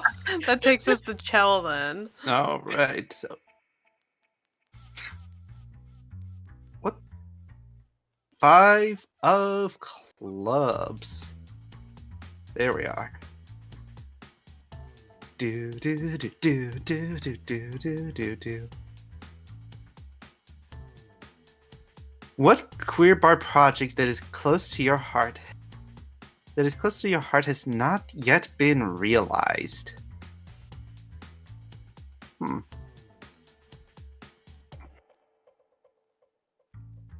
I think the project that has not been realized for like time and space, for like the logistics of it all, is sort of training days for the younger gays to get a hold of their powers. So like, definitely if she had her way would be setting things up in a park or like space so people wouldn't be afraid to get destructive and see where the limits of their abilities are. But it's like, for the funds haven't come through, the permits haven't come through, and that's just something she is constantly working on anytime she can wrangle some people to try and do logistics. I think Charlie has a background, like, Zillow search for, like, abandoned warehouses on the edge of the city that are, like, subjected for demolition, and is, like, every time one goes up, they, like, send a message to them being like, hey, would you mind renting this out for a bit before you, like, at risk of it being pre-demolished, and what have you. Mm-hmm. So Charlie has that as a background running search. Nice. Charlie has my back, and I appreciate that. I Riley want to likes say that helping Doll people. is Doll is like worried that Rainbow will show up at these things because that's pretty close to self-defense where Doll met Rainbow. Mhm. And Rainbow so- won't show up. Or it'll be the Well, last Doll- thing she shows up to. What I'm saying is Doll isn't like exactly blocking the situation, but Doll is certainly not greasing the wheels. Yeah, I get that. And you could always It's use a me little as a bit target. of Doll being catty behind the scenes and like kind of blocking your dream a little bit. No, yeah. And I think it is kind of that because I think Daffodil really did appreciate the self-defense because like where she originally came from, there was a big emphasis on like being able to protect the people around you. So it's kind of her way of trying to revive that. Not revive it like Rainbow had it, but like do her own spin on it. So like that's the reason she hasn't asked Doll to help Mhm. probably. Artemis definitely wants to help because she wants to help teach classes so that she can teach women with NFTs to fight better, Yeah. To wrestle, right? to wrestle. Of course. He Wrestle. also like sincerely wants to teach women to fight so they can beat the shit out of men. Hell yeah. That's her very innocent goal. Since they can't be hurt, Wisp will basically help out too. Like I said, they can be an actual moving target for their powers. Nice. Oh my god, I know a trans person who is the like target person for women's self-defense classes, and they get Nice. so much out of it. So I just imagine Wisp like being that person. Yeah, I feel like Claudia / Gary / Sock / Puppy / Esquire, a whole bunch of other things, etc. Tries to teach a class, but doesn't really know how to communicate how to do cat things for humanoids. So it doesn't come off right at all. Have you seen that gif of the anime where like the dog is trying to teach the girl how to do chopsticks, so it just holds up its paw and like the chopsticks move independently? Yeah, just do it like this. Yeah, That's my God. adorable. I using love that. psionics. Like, yeah, just think real hard. Easy. Artemis Easy. just picks the cat up and throws it at the With Wisp. at Wisp and says, "This is how you use cat." This is fastball special. Pick someone up smaller than you and throw them as hard as you can at enemy. They will catch themselves. Oops. Throw No, them no, no, no. claws. Throw them Butterfingers. claws first. No, I feel hold like me it's down! I feel like it's much more in Artemis's character to say this is how you use pussy. Oh, true. Yep. Straight face, doesn't know what anybody's laughing at. Why are you laughing? This is a pussy. What are you talking about? This Throw Why do the I have- pussy claws Why- out. Why do I have a tension headache again? yeah, just he's just deadpan. It's just Just keep saying it's pussy over and over. if there were a transcript of their thoughts, it would just be like just a bunch of like ellipses. It just this is my life right now. This pussy loves you. Most pussies are furry. Some are not, but most of them, if loved enough, have claws. So Charlie, who made the Treat. mistake of sitting that in Homer? to like try and get photos for press, it's just like ow, ow, ow, if you ow, treat ow, your ow, pussy ow. poorly, it will hurt you back. It will make you bleed. Do not hurt your pussy. I think like this is the event that makes Brock carry a stack of Advil behind the bar specifically for Charlie's gay tension headaches. They just have they took the Brock took the label off of them and put a piece of paper over it that just says break in case of Artemis. Artemis's autism strikes again.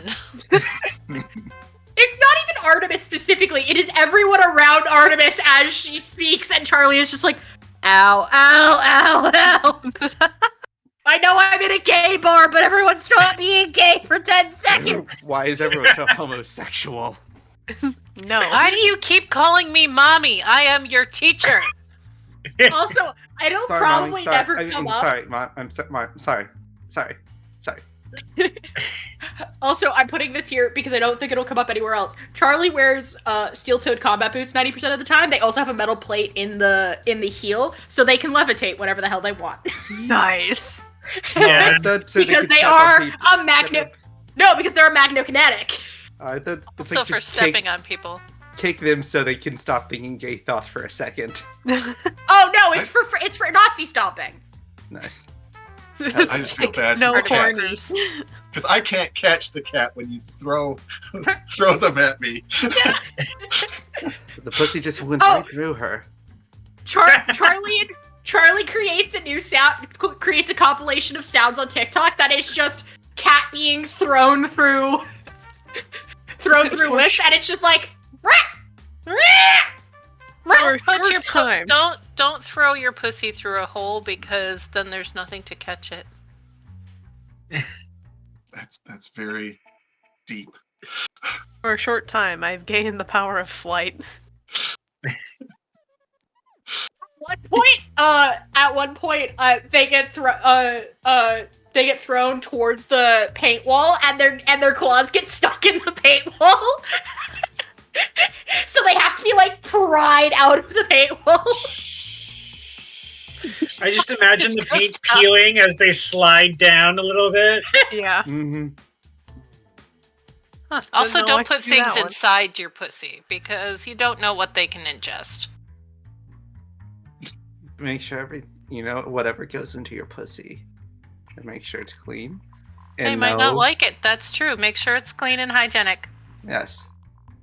And if anything comes out of your pussy, just make sure it's Pussy- properly disposed of. Pussies do tend to throw up after they eat, so make sure to clean up after they eat. They get litter everywhere also. Have we found the logical extreme of this joke? Sources Yes. say. I think we're pretty close. But I expected the direction of this question to go. But Pussy training. That's what we call it, Kegels. Oh, Kegels is the name of cat? Okay. Cat, your name is Kegel. No. We have now named our pussy Kegel. I will make a name tag. Wait, Hang on. me. I think I'm dead. Hang on. Does Socks talk, or is Socks Yeah. just psionic? Socks can Yes, talk, but both. has not talked at all. They only talk when they want to. I got it. Artemis does not think that cat talks. Oh. Probably has I never think- seen Kegel talk before. I think Charlie and Socks will sometimes just have telepathic conversations Yeah. when they're judging everybody. Yeah. They're like, we're not going to dignify the rest of our room with this conversation. It's too bitchy. True. All right. I think we've reached the extent of this question. Yeah. I think I don't this even takes us remember to what the basic- question was anymore. It was the project thing with Chell with Yeah. the classes. My cheeks hurt from smiling. Oh my god. Oh, I'm just That's never always gonna a good- is a Mhm. good yeah. It's a Good good problem to have.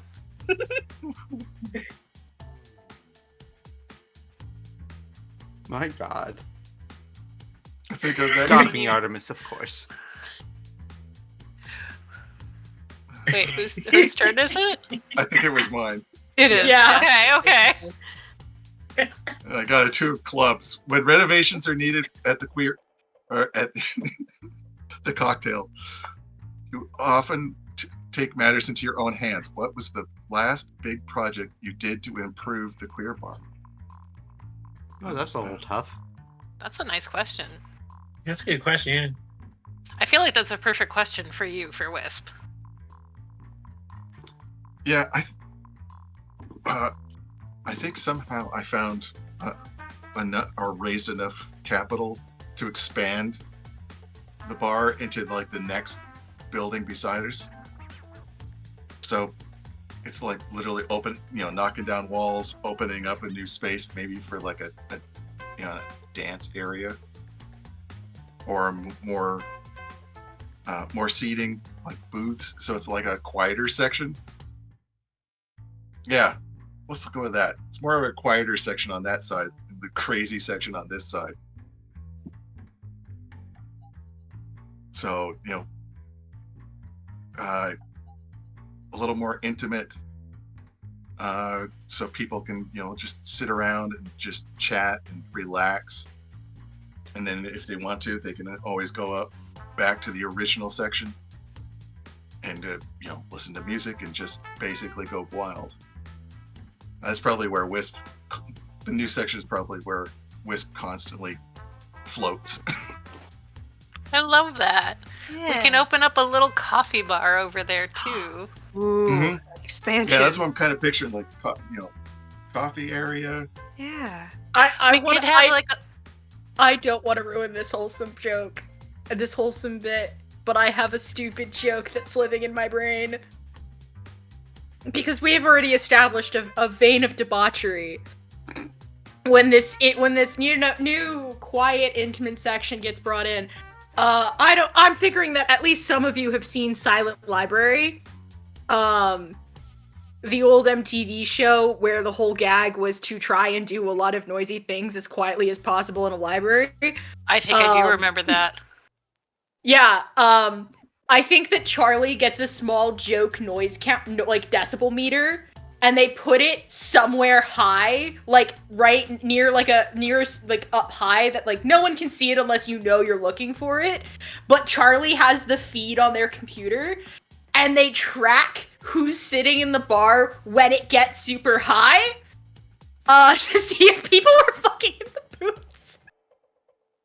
Oh my gosh. I was gonna be wholesome and say there's a little library in there about LGBT history that people could read. There definitely is. Yes. But also, yeah. we have established a brand of debauchery. This And is if there's true. one thing I know about exhibitionists, is that they will view the quietness as a challenge. Oh my god, true.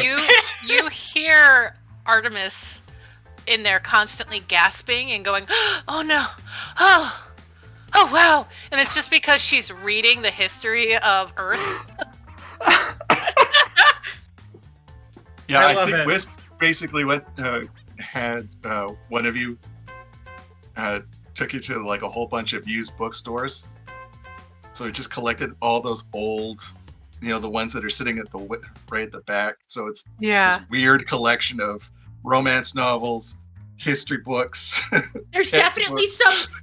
definitely some weird gay poetry that nobody Yep. knows where it came from, but it just sort of spawned into an existence in a used bookstore. James Broughton, amazing gay poet. No one knows about. Oh, absolutely. I definitely think Artemis though is when she reads, she makes noises involuntarily, and so you always know. You're like, Artemis sounds like no, she's reading. I have a question for Wisp. Considering that the ADA was passed like 15 years after Wisp died, does Wisp actually put an ADA accessible bathroom that's not down a flight of stairs in the basement? Oh, yeah. Because Doll would definitely be pushing you to do so. Oh, yeah. Like, No, that's absolutely. required. Yes. And yeah, I mean, you have to remember, I mean, she got crushed by a train. So yeah, she definitely understands to make sure to help other people. That's her whole purpose in life. Yeah, I think that she probably works with a lot of the, the vets and people like that on the, the different shelters. And so that's also who she kind of brings around. Mm. Yeah.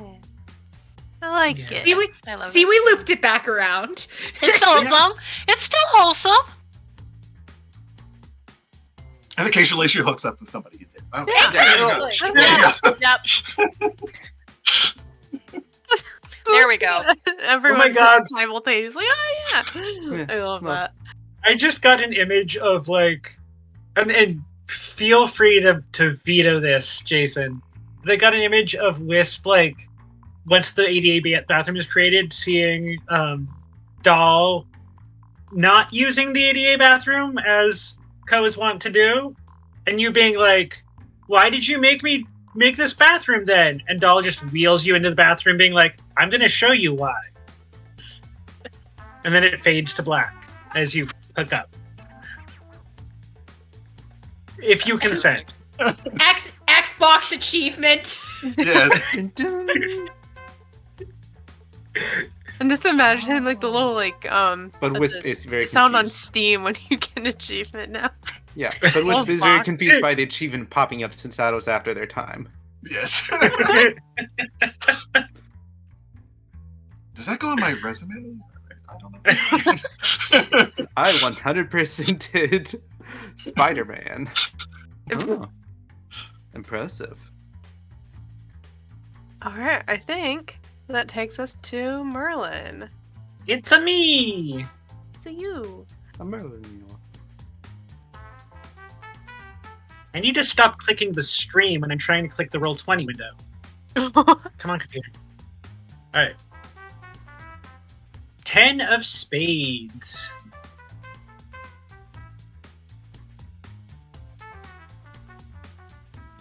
The cocktail suffers oppression from the authorities. How do you defend yourselves against it? This is a good question, and I think it's suffering oppression from the authorities largely because I think our nemesis, the beer company that we won't let pinkwash themselves by sponsoring us, has been agitating in the like city hall for them to start doing that thing where they show up and they're like, "You have 2 weeks to fix these 20 code violations." And we're like, dude, we already paid this guy off. Right? And I think Dahl spends time organizing actually very surprising, like, superheroes to team. A bunch of speedsters can finish those 20 code violation projects in 2 weeks just fine. And it happens to be heroes and villains working together, including straight ones who never go to the bar afterwards. They just show up to help. And then that. fuck off like good allies. We need their power tools. Great. No, all Exactly. the lesbians bring their power tools. Excuse me, there are so many of them. There's so many of That's them, but accurate. like it Artemis is the takes an power army, tool. okay? Yeah, just send me in to defend everything. It's fine. I think that like if Artemis like is bouncing, or if like they come during like the like, you know, when the cocktail is technically only for like the core members of staff or like the core community during the day before they're really like open. I think that like if anyone tries to hassle them, then again Charlie just sort of goes, "I know where every piece of metal is on your body, and I am going to ruin your day if you do not step 10 feet that way off of our property." Cool? Artemis just crosses her arms and says, "I have a personal graveyard," and nobody knows if she's serious or not. I also think that like in the 2 hours before opening every day, Dahl comes in and has this like highly complicated battle board where Ko is like, "Okay, so Artemis will kill people. I'll put them against this authority. Wisp is going to organize a bunch of poor people, street people, to do a march on this day," and like it's just totally like organizing every aspect of it in this big, massive, complicated thing. Like totally goes villain mastermind for a second. Yes. We all have the potential. Yeah, I mean, Yeah. out of the actions that Docs / Claudia / Catzilla / Eagle. Kegel, right? I was like, what were Kegel. the other ones? There's too many now. That's The very simple thing that I think they would do, would be to convince the various crow and pigeon friends that they've made around the building to just shit on the cars of the cops. Yes. I also Seriously, I you wanna know, add- all the other cars are fine. Artemis love does that. That's speak to great. animals. She can cause a lot of shit to happen. For reasons the cops have never fully understood, their guns do not work within within like 2 blocks of the bar. I love Oh, it. yeah. I That also is- think sorry. That is the only time you see Charlie like truly flex what they are capable of. Because I like to think that Charlie keeps most of their powers on the down low. Like, yes, you all know that they are a telepath, and you know that they are magnokinetic, but you don't know to what extent because they're like, it's just an ability I have. But then you hear about any cop that has has to do something within 2 blocks of the bar, and they're like, yeah, there are just no shootings within 2 blocks of this bar. And then every once in a while you're like, what the fuck? And Charlie's nose is bleeding a little bit, and they're just like, don't worry about it. Yeah.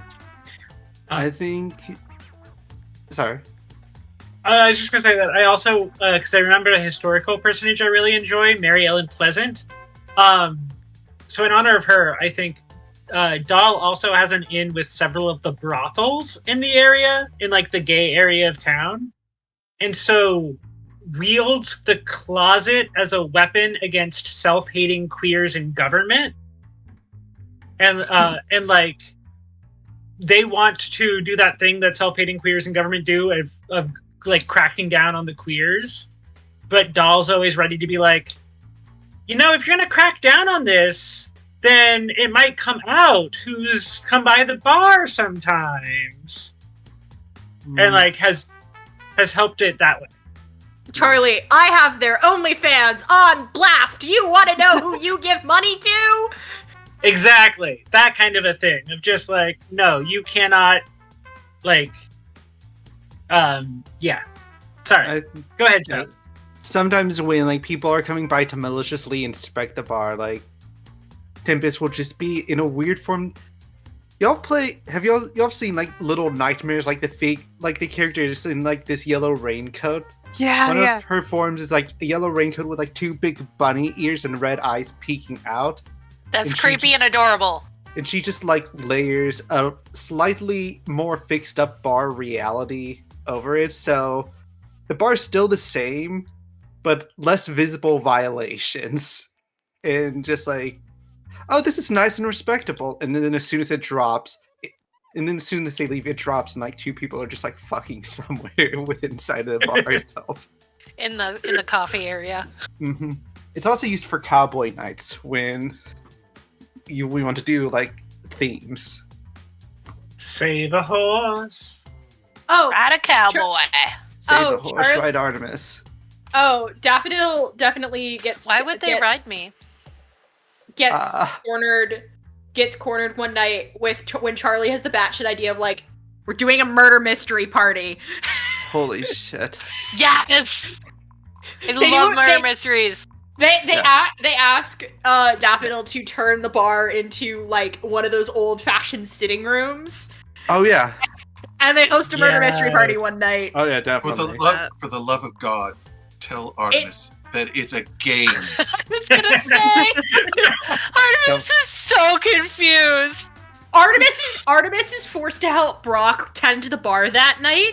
Artemis fucking kills someone. Artemis hears someone's been murdered and she's like, fuck, did they find one of my bodies? I need to go. Just leaves. No, Artemis, have a drink with me. Oh, fuck. I wish. Okay. Artemis was like, don't look underneath the trash in the back. Just leave it there. Don't touch it. Why don't we look?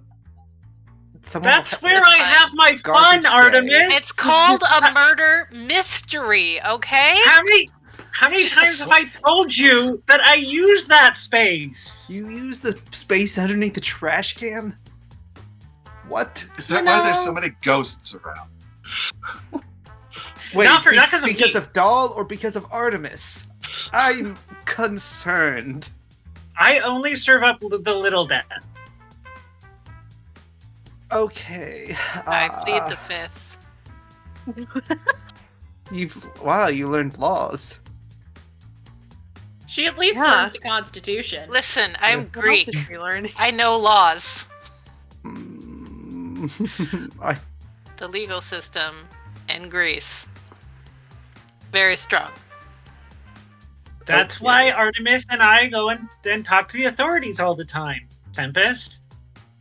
Yeah, definitely. Not because, no one could take her away if they wanted to. I don't think anyone could. If you handcuff break the either. law, you die. It's that easy. That is what I grew up learning. This I need still to hurts. go This check still on hurts, some true. things. Goodbye. I'll stay in the building. I just need to go check on some business ventures. Who is the one who did all the killing during this mystery? I need to talk to them. That's the mystery, Artemis. And it's staged. It's a fake knife, see? And Charlie just sort of stabs Artemis in the thigh as the blade disappears because it's one of those stage knives. Artemis totally grabs you by the neck and flips you over. Oh, it's fake. Oh, I'm sorry. And I just pick you up like a baby. Suddenly I have a lot of empathy for Tempest. Ow, ow, ow, ow, ow! Oh, am I hurting you? I'll put you back down. I think I'm hurting them. Happy for you, but it should have been me. Usually it's horny, but now it's kinky and horny! It's I just love look at the all cat. of this. Yeah, I just look at the cat. We do good work here, don't we? We've raised him right. I love how far Yeah. from the original question this is straight. yeah, it does this.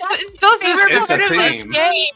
This is the point of the game. The tangents are the best. I love this. Reminder, this started with, how do you defend yourself against the authorities?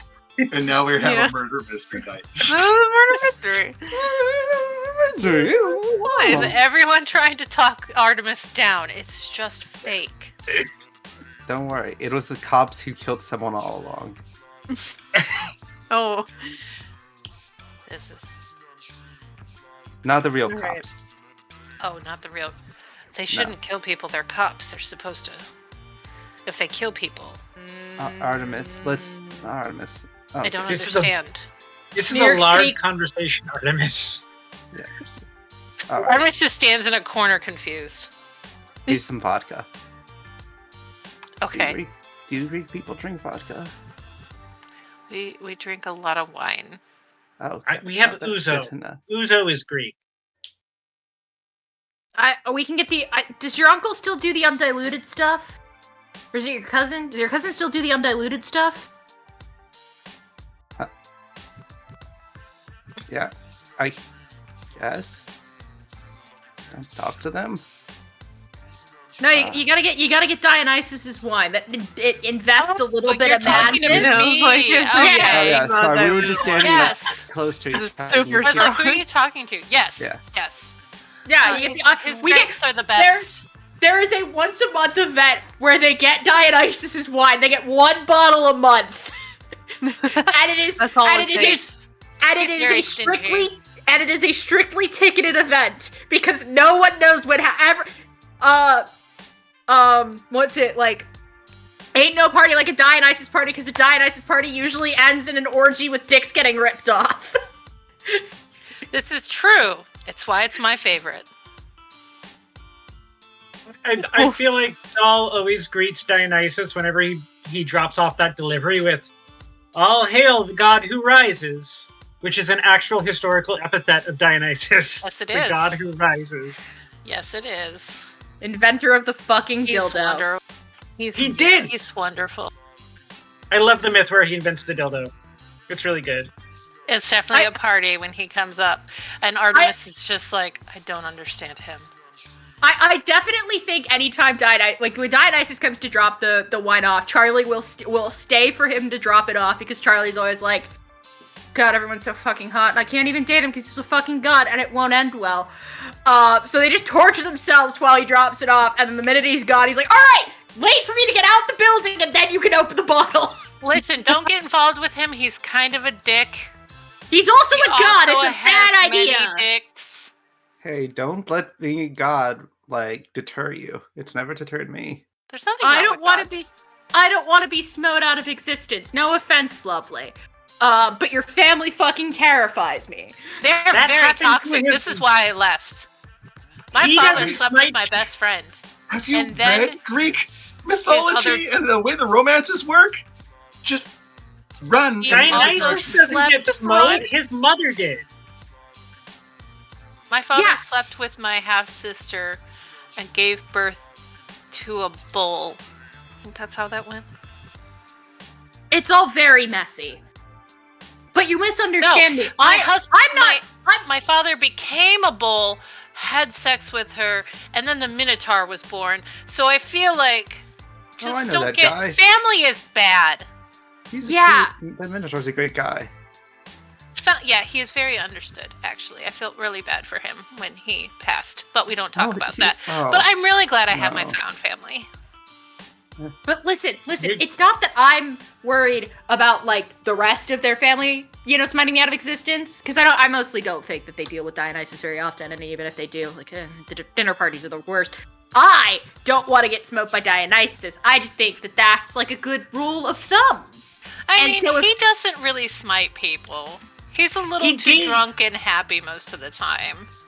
There was that whole Aegis thing, though. Exactly. Okay, but he deserved it. I don't want to be driven mad and turned into a dolphin. That was after the Aegis thing. The Aegis thing was because when you were male and female at the same time, you're more powerful than the gods, and that scared Zeus. Everything Oh. scares my father. Listen. That's not saying anything. Wait, I His is, just masculinity is a little fragile, it's true. is it true I just someone don't burst out of think- his head? Yes. Oh. I don't think that you should be trying. I thought that you of all people would be trying to talk me down from dating a cousin. I feel Don't like date that. my cousin. I'm saying don't get involved with my family at all. But I'm also saying that he gets drunk and does some dumb stuff. Just don't make him mad, and then you won't be a dolphin. But even if you turn into a dolphin, I can fix it. It's fine. The That's- moral that's of the story: reassuring. don't become dolphin. Don't become Don't a become dolphin. involved with my dolphin. family. Not because Dolphins I are don't want very you to, special but because I beings. don't want you to die. Yeah. We have Very toxic. truly gone insane. Yeah, it's okay, y'all. How we're do we going defend the way bar? into Don't Greek become dolphin. mythology. Step one. I didn't I'm want clearing to the bar. I was like, I didn't want to cut anyone off, but oh my god. Listen, All right. the gods are toxic. Leave them alone. Yeah. Yeah. All right. I think That that is the brings. last call. We did one round. That was one round. Esther's pretty cool though. That was a single round. But it was an incredible round. It was an It incredible was round. so good. We're just for reference audience, we were like, oh, yeah, we can probably do 3 or 4 more rounds before we probably have to call it, right? I was like, we'll see. We'll see if That we was get my it fault. right. I thought we had a solid estimate there. We did not. No. No. So I think that brings it back to me, yeah, because there's 6 Yes. cards on this table, plus our discard stack. So yeah, let me draw a card out here. The Queen of Hearts. Ooh. Let's see what we got. It is, what festive event do you always celebrate at the Queer Bar?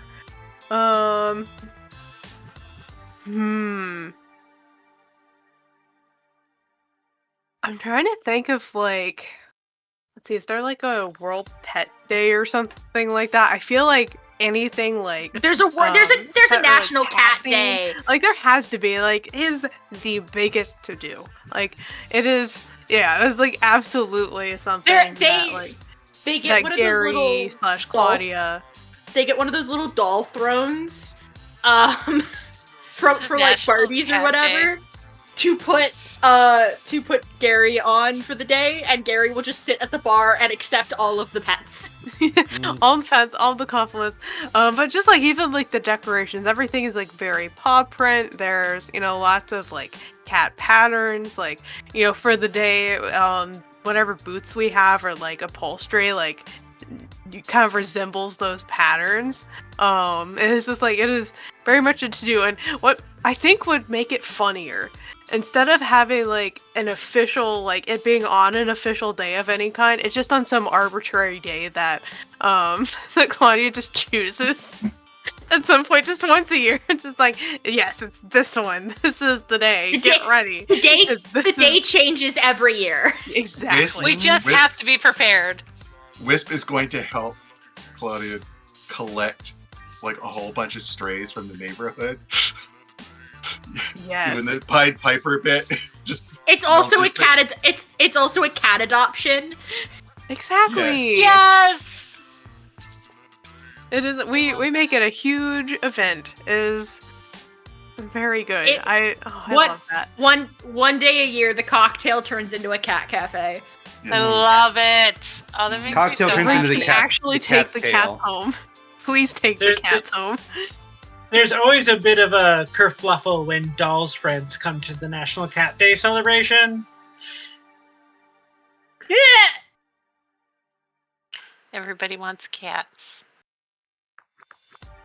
Take all these pussies. Yeah, I was waiting for someone to say yeah, it. Artemis stands on the corner of the road, just shouting, "Pussies! Pussies for free! Come adopt these pussies! They are in need! Artemis adopts one. Behold, my pussy. My pussy! Do you want to touch my pussy? My Oh. pussy is very soft and We friendly." cannot fall down this joke hole pussy- again. No. We Love cannot everyone. fall down this joke hole again. My pussy is slightly scared of men, but that's okay. She will get better. Thanks. Yeah. Thanks, who? Thanks, Sue. I feel like Artemis tries to get everyone to recognize Lapfria, which is the festival of Artemis in Greece. Whereas virgins come through with animals that are sacrificed to her with flames, and nobody cares for it. And the most she can get out of it is people will come to her bonfire with marshmallows. I mean, I celebrate you every day, but yeah, not really sacrifice. No, we have animal crackers. Oh my god, she loves animal crackers. That's great. It's her Just favorite cookie. Throw that into the bonfire. No, I will eat those. Oh, sorry. Here. There you go. These are very good with marshmallows. Yeah. Yes. Yeah. and Incredible. That. Yeah. She eats it with her pussy. Here's some ibuprofen, Charlie. Just heading it Doll off at the probably pass. Doll forms an alliance with Artemis to celebrate ancient holidays, as Doll wants to celebrate Lupercalia, which was a festival to Mars where naked men ran a race while people whipped them to get them to jump higher so the corn would grow to the bottom of their feet. Absolutely. We are both doing this for different reasons. It's Charlie, Yeah. Charlie, the poor marketing manager of this bar is just like, how the fuck am I supposed to advertise this? King. Yes. I mean, Let's how do I advertise this without breaking several social media's terms of service? That sounds like a you problem, Charlie. I feel like you are saying, let us punish the men, and Artemis is like, yes, let us punish the men. exactly. Very two connotations. 100%. I feel like the morning of that celebration, Charlie gets control of the playlist from Brock for 10 seconds. He's like, excuse me, I have to do this. And plays Bring On the Men from the Jekyll and Hyde musical. Yeah. Wisp definitely wants the All Saints Day and the the Day of the Dead celebration,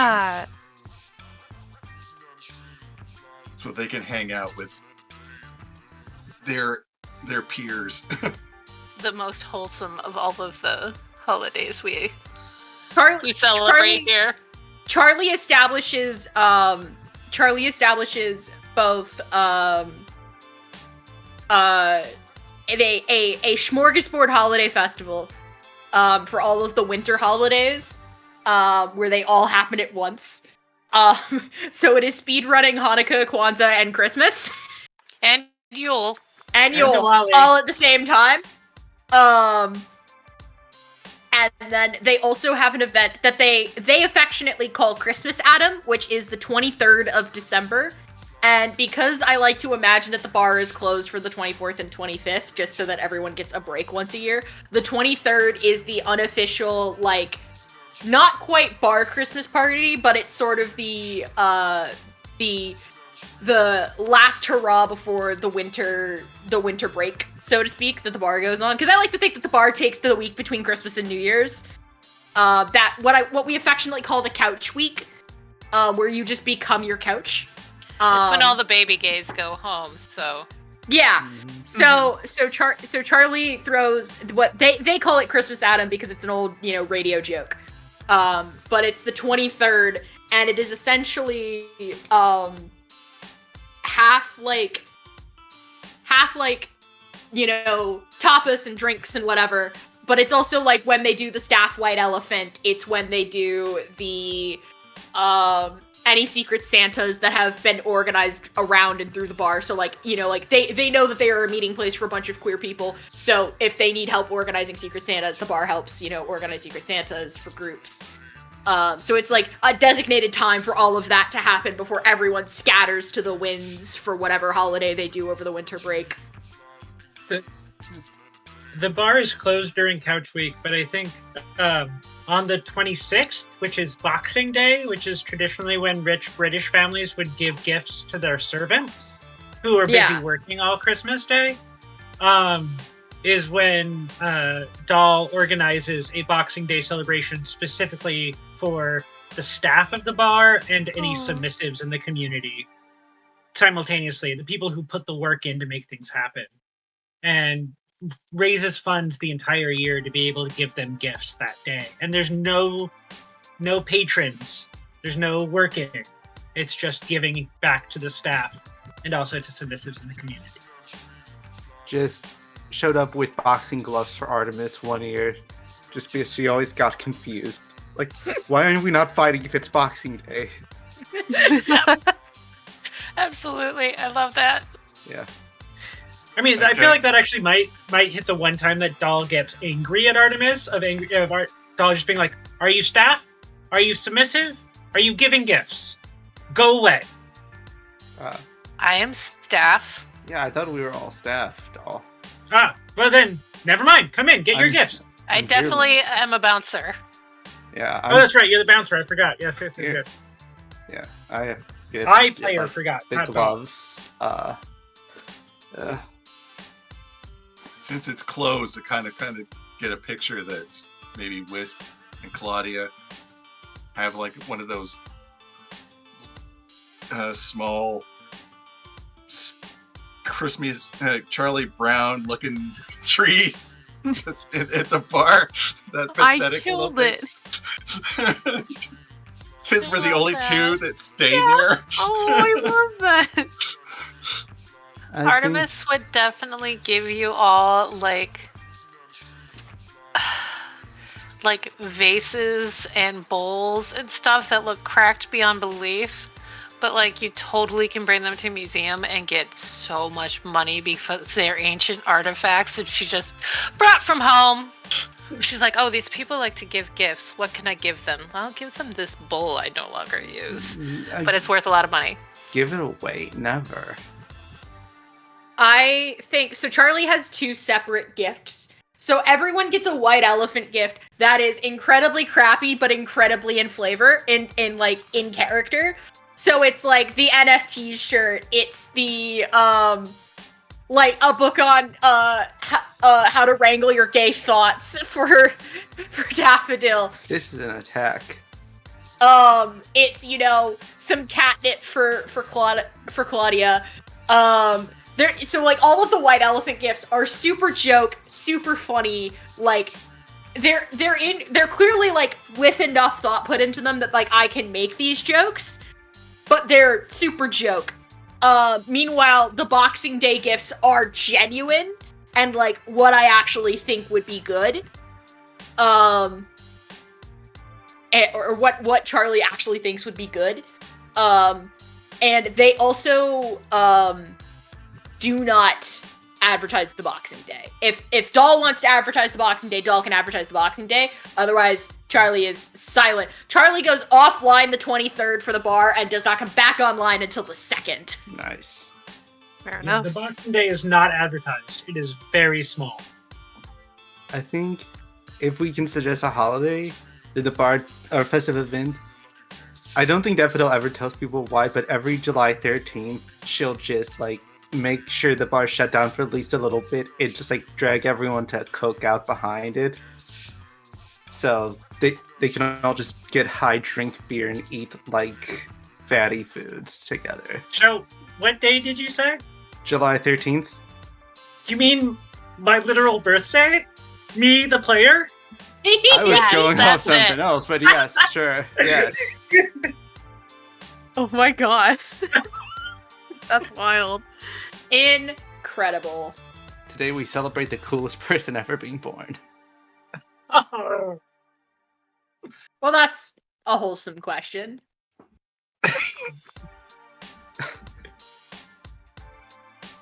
Alright.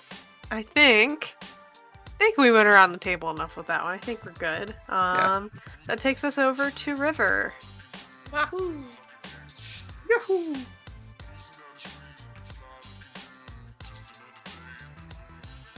Ace of Diamonds.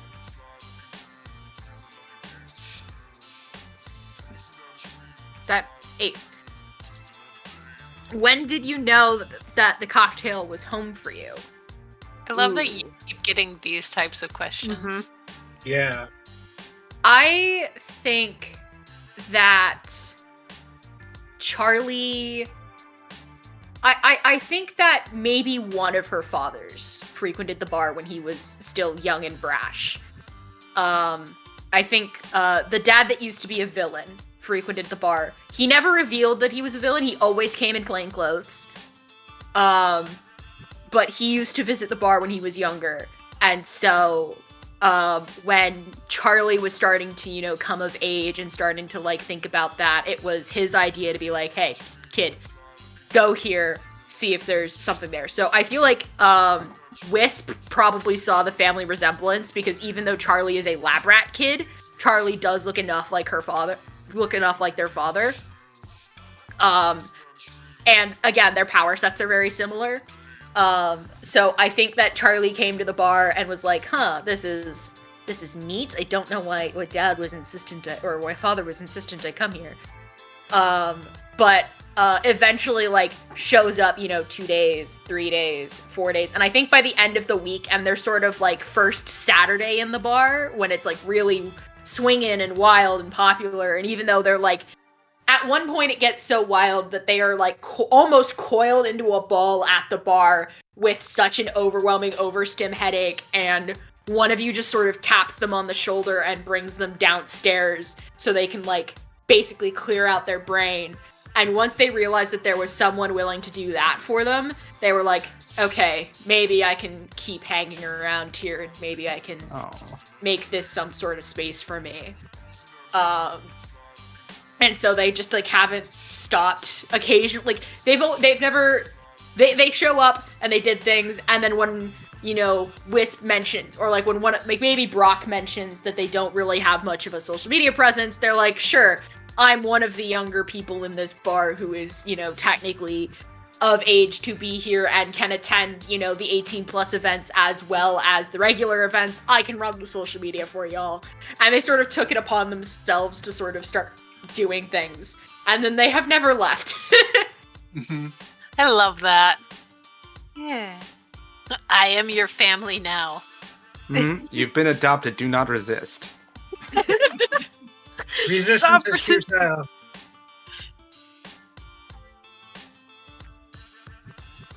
I love that so much.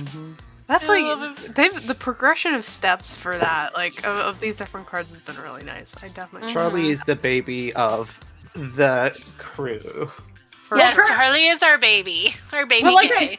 like I said, Charlie's in their mid-20s at this point. Right, you are baby gay. I like that. All right. I think that takes us over to Nikki. That's me. Oh, I got a Joker. Is that in here? I don't think Going Jokers, Joker mode. Jokers are not in here. I feel like Get Joker should be unhinged. in here for Oh something. yeah, You would think, but no. get on it, game. Okay. Yeah, Jokers lost need to get even opportunity We love you, there. Plot Bunny games. I Let was me gonna pull say it up. Joker is an audience question, but I don't think we have time to field one. That could I'll go just- sideways real fast. Yeah, I'm just gonna pull another one. Alright, 6 of Hearts. We've already scared Hooper with this game, y'all. Yeah. We really did, huh? I think that was my fault. Alright, the I don't Queer know. Ball. Go What? ahead. No, sorry. Okay. Go ahead. The Queer Bar held a joint event with another group in town. Which one and how did that collaboration come about? That's a good question because we've talked several times about other groups that we have joined with. We had the Pride or Counter Pride event. We talked about the furry community. We talked about the furry community. We did talk about like wanting to reach out to non-powered people more. That Oh, might be yeah. an interesting idea. Okay, you know what? We could put on a carnival type thing for non-powered that involves us powering everything. So, like, we could give free flying rides, or someone could, like, strength I'll do or Spook House. a haunted house, like a big carnival, like a county fair or something that we could put on and raise money for like a hospital or something that we join with like a non-profit charity or something that's of. Oh, I know. I bet that there is a non-profit, non-powered charity for people who have been impacted by superhero villain fights. We should totally join with them and create a carnival and raise money for them. I feel like that's something we could do. Oh, definitely. And then also like be in charge of safety and security. We also I feel like that would probably be a lot of host. fun. I also feel like we probably host like at least the once a quarter like in-person Goonian meetings. I like Yeah. that Sure. idea. Hey, we're being rated. Thank you. Raid. Raid! Cousin Tails, thank you for Hello. the raid. Thank you. Hi, friends. Look But at all Queer these Bar- friends. A good raid. I Yeah, definitely you're think joining us for a wonderfully queer story, a slice of life story, where we're talking about a queer bar that we're building as we go, which is really cool. We're so glad you've joined us. Thank you. Thank you. But yeah, I love that. I love that as a concept. Yeah, I definitely think we would give back to the community. For sure. Feel like that's what this is like all. This bar is all about, like really, Yeah. bringing everybody in and kind of bolstering the. Definitely. the And I feel like it area. gets us more into the eyes of like family oriented things because we're not really a family friendly bar, but like, you know, if baby gays, if parents sees that, you know, there's a safe space, maybe I'll show my baby gay this way because I know it's safe kind of thing. Just let the community know we're involved and we care. Yeah. And I really like I mean, that's one thing that's never really discussed with superheroes is they have these huge battles. People get hurt. You never talk about the people getting hurt. The collateral damage. Yep. Yeah, I think that would be. I like that. Yeah. That's good. Right, that brings us to Chell. Ah. Okay, let's see. Let's go, gamers. 8 of Hearts. Let's see. We're not going to. Nope, that's the wrong tab to go to. Is this? That's Spades. It's at the top, like it has been. Someone from the cocktail team doesn't always do what they say they will. Why is this person still part of the team?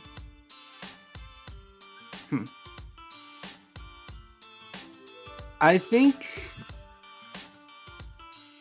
it's actually Daffodil who can be flaky at times because her power is unpredictable and she's like has some like body dysphoria over some of her forms and just like some very raw feelings because she can switch to something that reminds her of one of her exes one day, so some days, or her dysphoria, and it's like, so some days when she was supposed to do something, she'll just be no communications until like the next day, and she'll just show up sheepishly and apologize. And I think she doubles down all of her efforts every time she has to miss a day. We've definitely all been there. Yeah, well. I like Don't to you think worry, that my little tempest in a teacup. You're perfect the way you are. You're okay. We all support you. I like to think that if there is, because there's cell phone communication, obviously. I like to think that Charlie just like if they don't show up for shift, Charlie just sends a series of emojis. One that is non-responsive, one that is responsive but only one word, and one that is just ill. And whatever emoji they get back, they sort of, knock it on somebody's, like, they sort of knock it on the calendar being like, okay. I love that. Yeah. Depending on where Tempest's like apartment or like home or wherever it is, I feel like in a way that any of any of the super powered folks could, but like specifically something that Claudia would do would be to get some shiny object, whether it has value or not. She would get a shiny and put it like somewhere like only someone super powered would be able to go, like on a windowsill if you're like a couple floors up or something like that, so like it's them. No, yeah, I get it. She appreciates it, and she definitely lives like suspiciously alone, but yeah, she'll always appreciate when Claudia brings it. I think Claudia might be one of the few people, I guess if she works there, y'all would have her address on file, but yeah. Artemis would text you and just say, "Are you okay? Do you need me to handle somebody?" Daffodil just looking at the phone, like resisting there to say, "Yeah, me." Nope. But just text back, "Thank you, Art. I'll be fine tomorrow." And Artemis will take that literally and be like, "Oh, they're fine."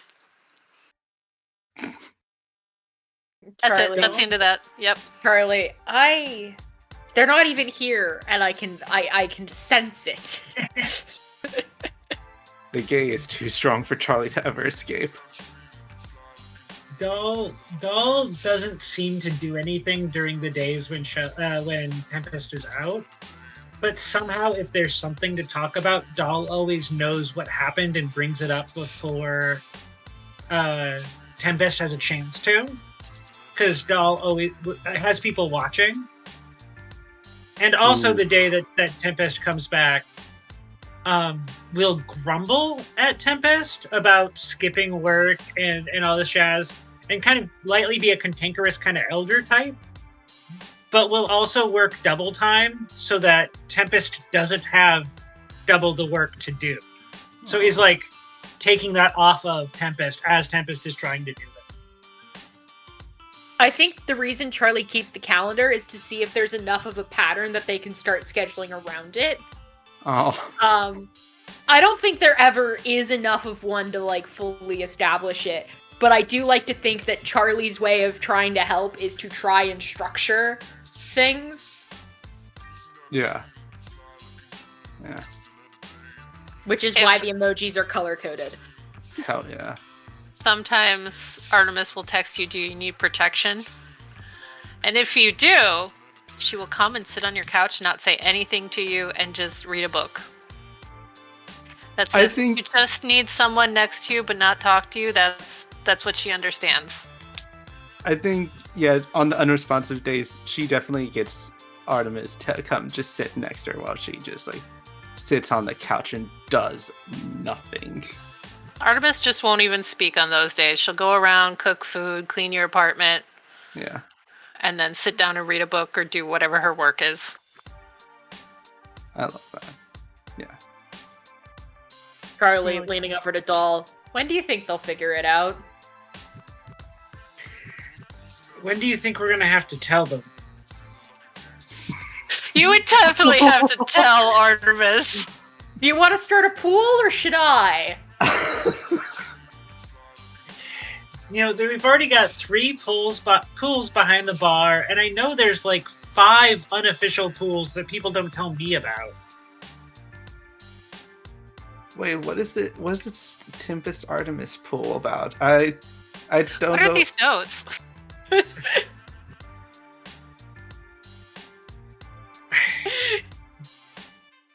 I feel like we always set a day to tell them and then chicken out. Mm-hmm. I think it's way too real, y'all. That's way too real. I think what eventually happens is that it gets so overwhelming that it just comes out of Charlie's mouth before they've even processed they've said it. They're just like, "Oh my god, just kiss her already!" Hey, thanks for the raid, live from the apocalypse. Oh, hi, friends. You chose a perfect time to raid. Just kiss her already. Just kiss her. You joined at a great time. Just kiss her. Okay. Oh. And Charlie's I know mind this is is part of the brand. Or Tempest's mind is just completely empty after you say that, but you know this. Oh God. Yeah, I'm sure that at some points that you'll be lying down in bed and somebody has tagged on your ceiling. Just kiss them already. I mean, do you say that in front of Artemis? Oh, 1,000%, because that's the only reason Charlie gets so much tension headaches.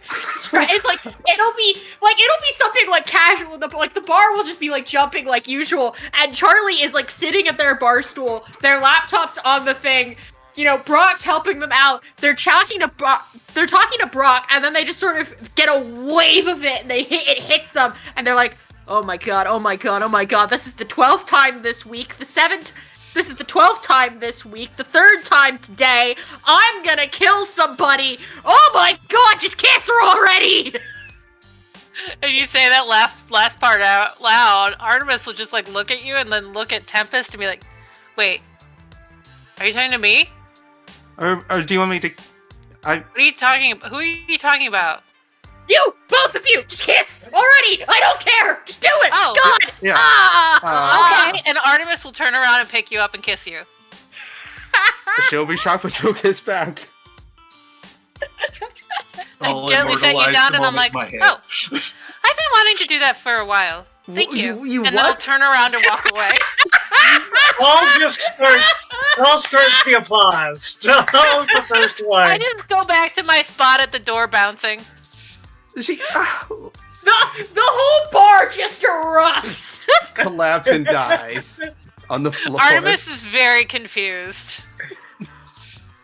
Actually, God. Doll is also placed to catch you when you fall, Tempest. You fall into Doll's lap. Oh, Here, have she some wanted tequila. to do that? Yes, we all knew. I didn't. Charlie looks over at you, and it's just like, I could have told you that months ago, but I thought you would figure it out on your fucking own. I didn't know I was dating one of my old I'm girlfriends for like dead 3 and I caught months. on to I'm that. a dumb bitch. Listen. I don't know what you want. Listen, Artemis knew the whole time who she kissed on Halloween. She just didn't tell anybody. Damn. She doesn't know how to play it cool, okay? She's just like, I'm just gonna ignore this happened. Damn. Okay. They probably don't like me. I should probably never talk about this again. Oh God. You know what you can do, Tempest? What's up? Go Looking return the left. favor. Oh, tell her I like her back, and Artemis, can we talk? Yes. Please, yeah. Yes. What? So on Halloween, when you Yes. kissed me, that was very good, and I just Yes.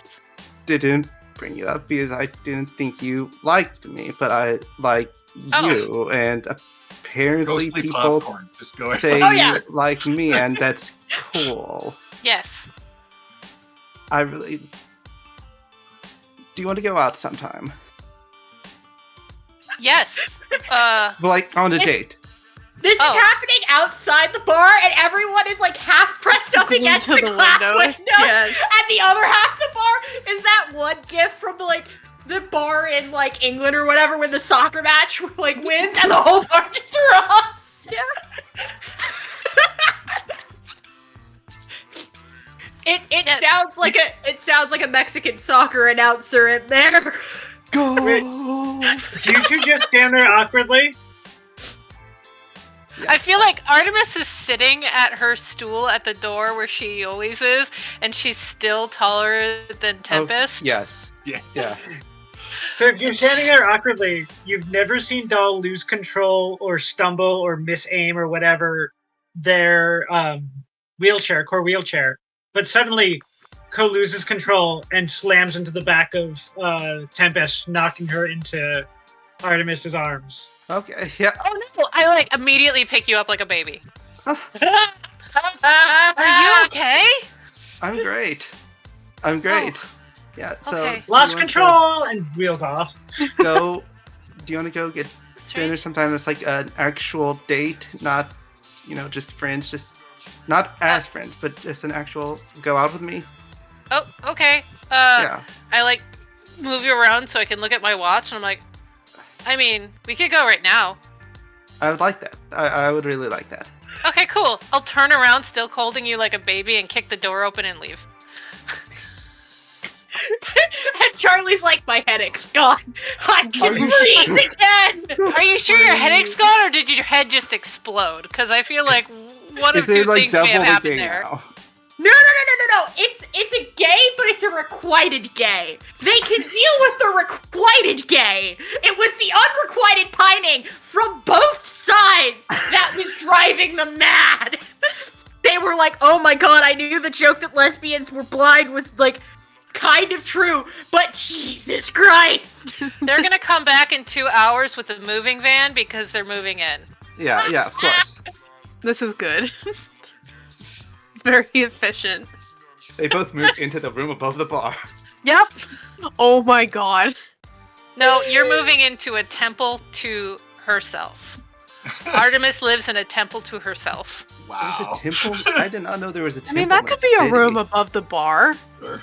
There are nymphs that live there, so you will be Oh, okay. absolutely praised and like loved on by all these nymphs. They will worship you. It's fine. If they get annoying, just push them aside.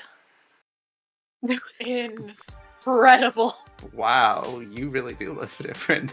Amazing. Yeah, there's a pool in the back too. It's got like water lilies and stuff in it. I don't know. The nymphs put it together. You can swim in it. I mean, yeah, as long as you're fine with me, like, just sometimes going back. to the quiet apartment. Oh, Yes, yeah, you know. no problem. I like your apartment. It is nice and quiet. Yeah, but you can always come there if you want. You know, I might have to. The nymphs are sometimes very loud when they are happy. I got a spare key, you know, just in case. Oh, I would give you a key if my temple had a door, but you can just walk in anytime. Yeah, I don't know how I never saw this. Yeah, I Like, mean, I going have to see. worshippers come in all the time. That's what those strange people are doing over by that altar. Just ignore them. I don't know. Oh. Sometimes they leave sacrifices, so if it smells like blood or rotting meat, just tell one of the nymphs and they'll clean it up. All right. Thanks, Art. Yeah, anytime. Anyway, yeah, this is my place. You can live here. Nice. I'm so glad I facilitated this. It's cute. Oh. All right. What question did this come off of? This came off Daffodil of flaking off Shell's work. question. Yeah. From what it looks like from the cards. So that takes us to Jason's turn. And just based on like our time, this is probably going to be the last round because we don't have Agony! that That's question. fine. That went for a long Don't time. worry, we'll easily go over those 10 minutes with like 2 more cards because that's Yeah. Yeah, we can That's still what be we're here till doing. 3 a.m. This being the last round means nothing. Exactly. Yeah, because after that we have the final questions, which is a Mhm. really interesting mechanic of the game. So yeah. I got the Jack of Spades, which is what do you like best about the cocktails flyers? Oh, I love this question. So I suspect because I'm the artist of the group, I probably made most of them. Probably using my actual powers, I've kind of infused. It's not actual flyers like paper, but ghostly paint on different places around the block, and they actually have semi-sentience, so they'll occasionally move and show images from our different events, so that it's like almost like a ghostly hologram, constantly moving around and just basically trying to capture special moments that we've experienced, not just our little group, but everybody. It's kind of like a living record across the neighborhood. And sometimes they'll actually go wandering off into the city. Places that they're, catching more people's attention. So probably ticking off a lot of other people, but I don't care. Well, I can deal with Love it. Also, you're What the are they best gonna person do? to do that. Yeah. Doll has multiple times headed off a law to make it illegal. Like, it keeps getting put in front of the city council, and Doll keeps having to spend weeks preventing it from passing. We appreciate Doll. Yeah. Dolph I love is really that. the real mastermind behind like everything. Mm. What keeps us afloat. The answer to who's the mastermind is either Doll or Charlie. It just depends on what the said thing is. Yeah, which brain cell are we talking about? I love though that Wisp is like a stealth person. Like you're Yes. stealth putting flyers up and nobody knows who it is. Yeah. Yeah. And they're because she's a graffiti artist, and she's getting them into places that they should be, like at the top of a certain building or on different trains or even moving cars. So just I love it. All of our flyers are just graffiti on buildings. That's The our giant style. water I like tower that. now just says the cocktail on it. Hell Yes. With the rooster wearing the green stockings on top of the hood. that's there's like roosters all across the city. Yes. Oh my god, that's like our sign, like, and that's how like people know like where to go. Just follow the in the rooster. safe stores, all they have to do is walk up to a building and see if, like, on the very corner on the bottom there's a tiny little rooster. Then they know, oh, this is a safe spot. I can go in this bookstore. I can go into this office building. Do you have you heard the rooster crow? Is the Are you a friend of Dorothy? Yes. It's not thieves can't. It's queer can't. Yes. Yes. We have our own queer can. Yes. I would encounter queer can. Can. And also, like, there's a whole flagging with rooster feathers in your hat to indicate. Oh, yeah. I like that a lot. This is very good. Okay, that takes us back to Merlin. Yay! 5 of hearts, 5 hearts that beat as one. I used to have frequent disagreements with someone at the cocktail. How have I since become close friends? Well, this is a good question. Did Doll and Charlie always get along? That's interesting. I was thinking about Doll and Tempest, but Doll and Charlie. I think... I think Charlie has trouble reading Doll's mind. Doll's the one person that Charlie has trouble with because of the combination of, like, magical wards and circuitry. And I wonder how Charlie would react. I don't know if that would make them enemies. That's my first thing that I think of. I don't know if that would set Charlie off and they might have friction. I think Charlie is like...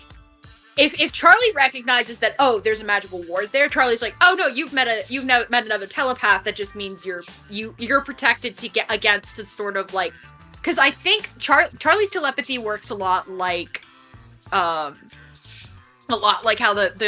spell detect thoughts does, where like she can target it if she wants to, but otherwise they're just sort of there all of the time. And it's sort of this low background hum they have to be aware of, and sometimes they can make things out, and sometimes people get too noisy, and they can zero in on who's getting too noisy, which is why the requited pining, but no one saying shit got to them so much, because both brains were so loud, but neither of them were saying anything. She's just like, oh my god, just say something, so you stop doing it all in your head! Meanwhile, so like, when they're when they see Doll is a dead zone, they're just like, oh, you have met someone like me who you have built up protections against. And I think for when Doll isn't participating in her in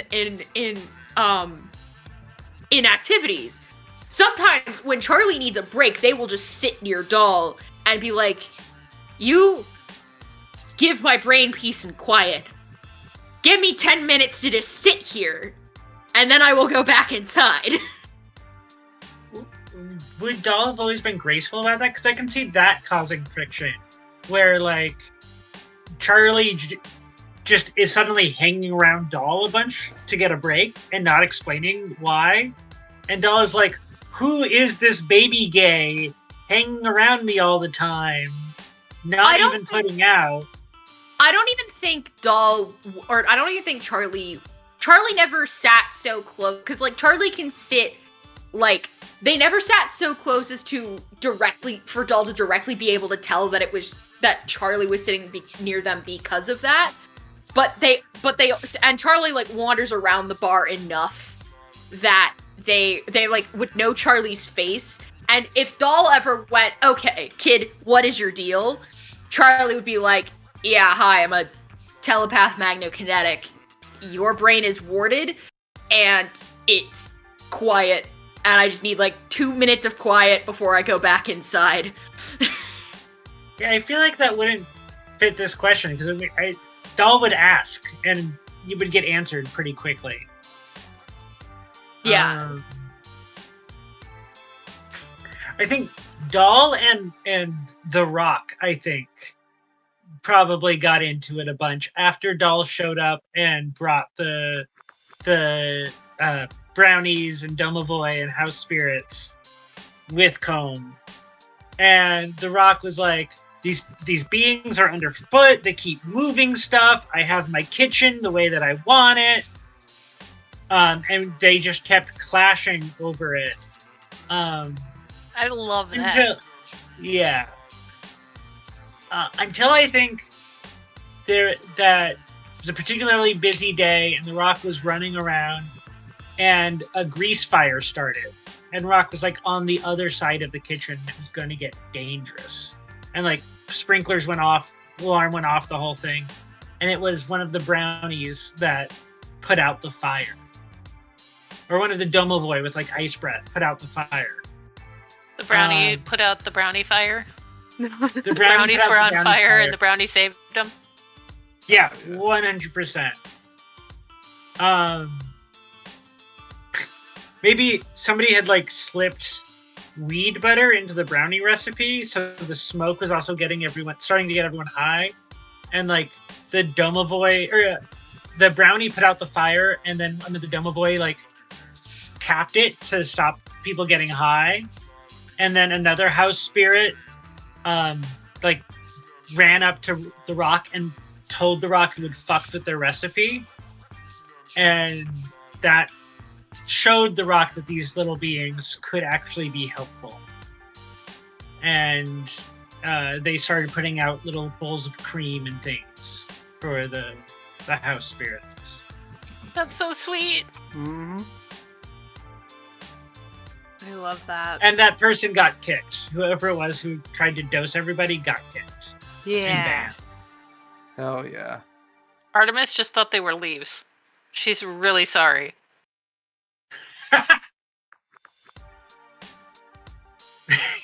Artemis, when their leaves are shaped like this, you don't want to eat them. They smelled really good. I thought they'd be good. I understand they do kind of smell like something that you enjoy the smell of. But you need to tell people when you give them this herb. Okay. Turn to Charlie. What do you think the chances are that she'll tell somebody next time she's giving them that herb? 5-2. Seems about right, yeah.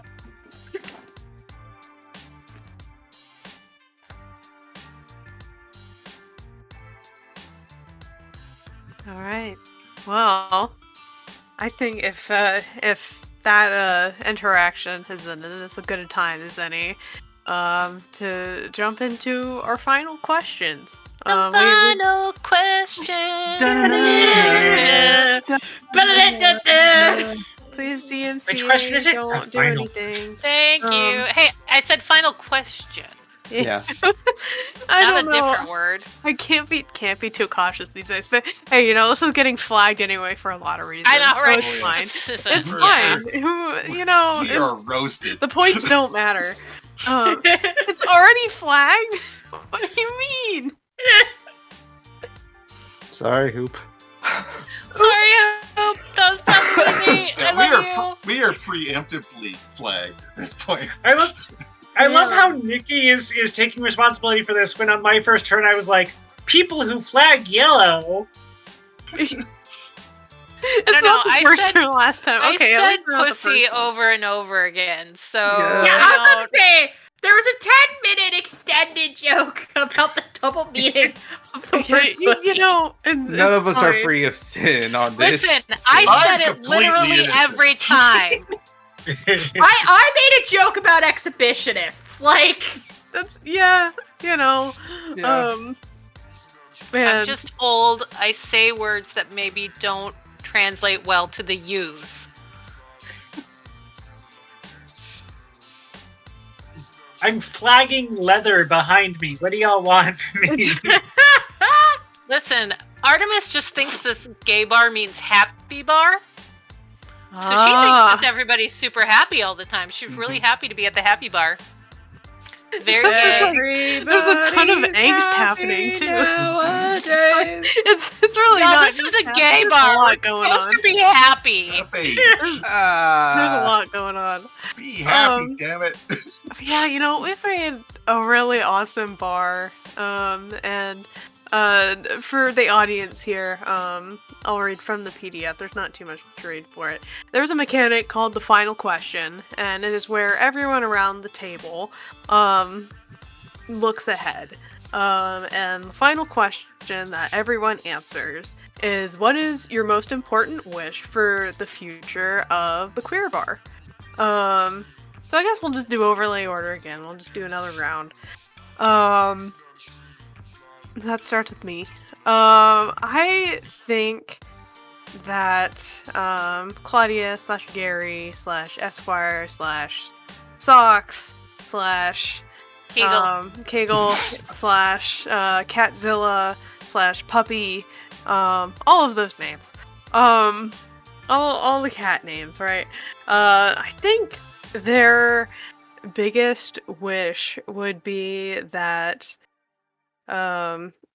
this continues to be a place where family is found. We reach out and go and find people, but it's more important for people to be able to find us, and for us to be able to do that, or for this environment to subsist like that. We have to be a strong pillar of this area. So their wish would be to continue to be that pillar. We need to be as strong as that paint wall. We need to have just as many colorful, diverse layers as that paint wall that will stand the test of time.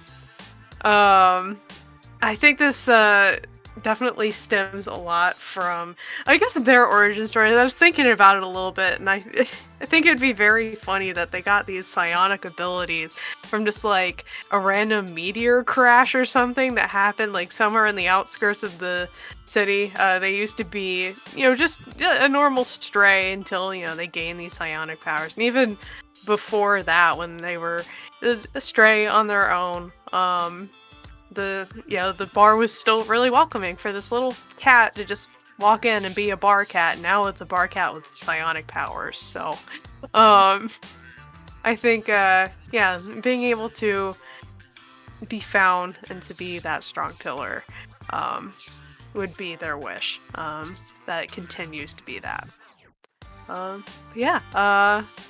That takes us over to River. What is your final, the answer to the final question? I think what Charlie wants is they want to continue, like, as much as they want to, solidify themselves in this family. I think they also want to always be able to get the joy of the baby queers going out for Christmas break. They never want to get to a point where that is a cynical thing. And so they always are going to try and remember to keep the fresh perspective and try to keep with the energy and ensure that as for every veteran that comes in, they induct 2 people behind them.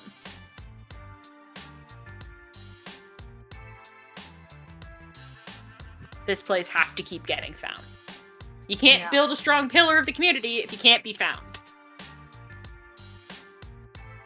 Alright, that takes us to Chell. What is your most important wish for the future of the cocktail? Nikki and then Chell. Oh, Nikki, yeah, right. I'm still thinking. I'm looking at the ad break, so I can't see the overlay.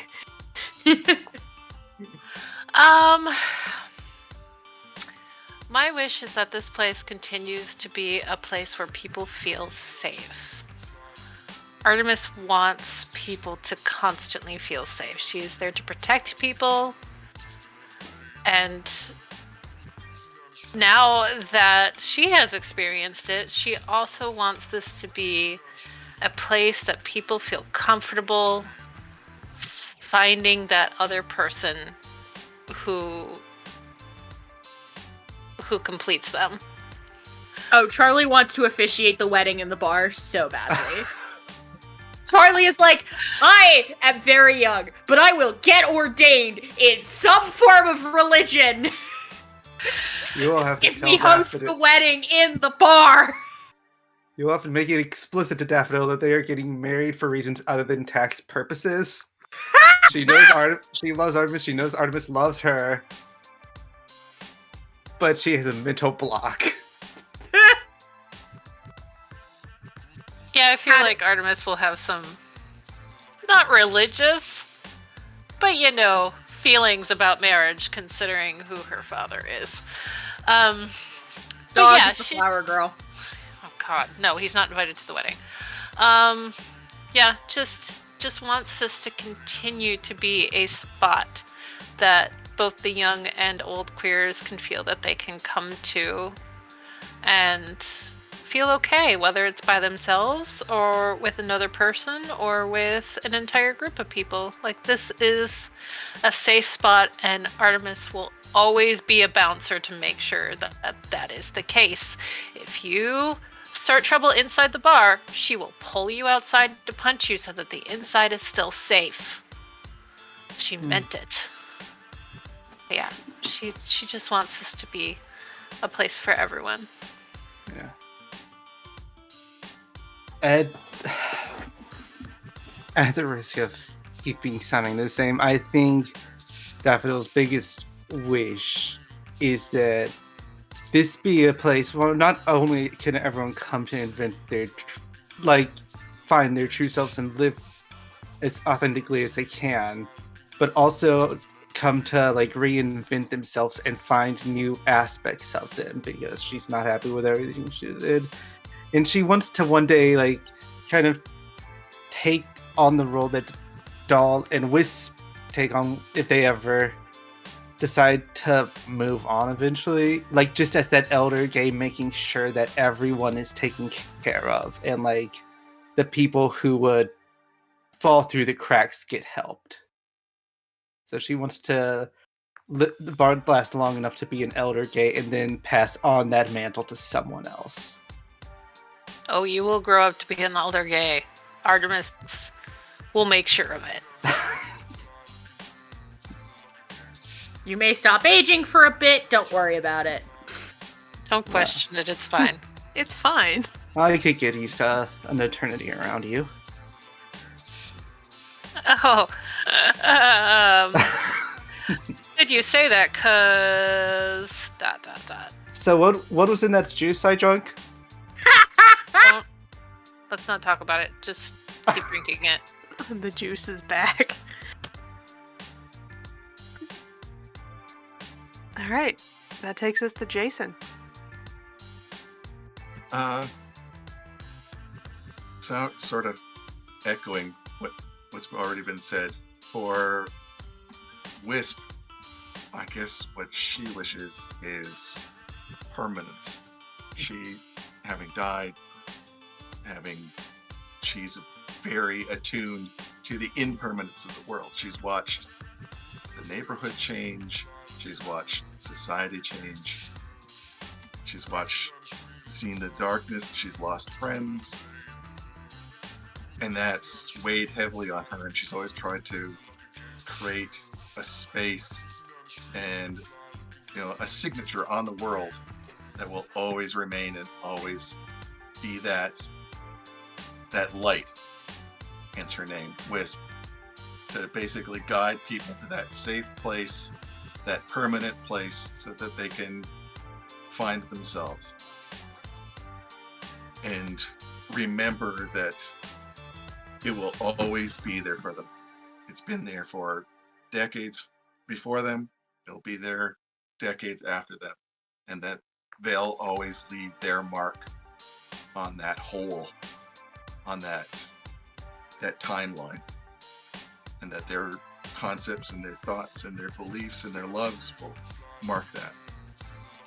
And I'm kind of maybe a wish that they can finally overcome that fear of impermanence and maybe find somebody to share that fleeting moment with. Aww. Oh, you got me crying now. That was so sweet. It's like we laughed and now we will cry. Now we will cry. Truly the mark of any true queer story. True. Yeah. All right. And it sounds like think- that takes us over to Merlin. I think my wish is very specific for the future of the bar. I think that I want Doll to very publicly summon back Rainbow's ghost from wherever Artemis sent it.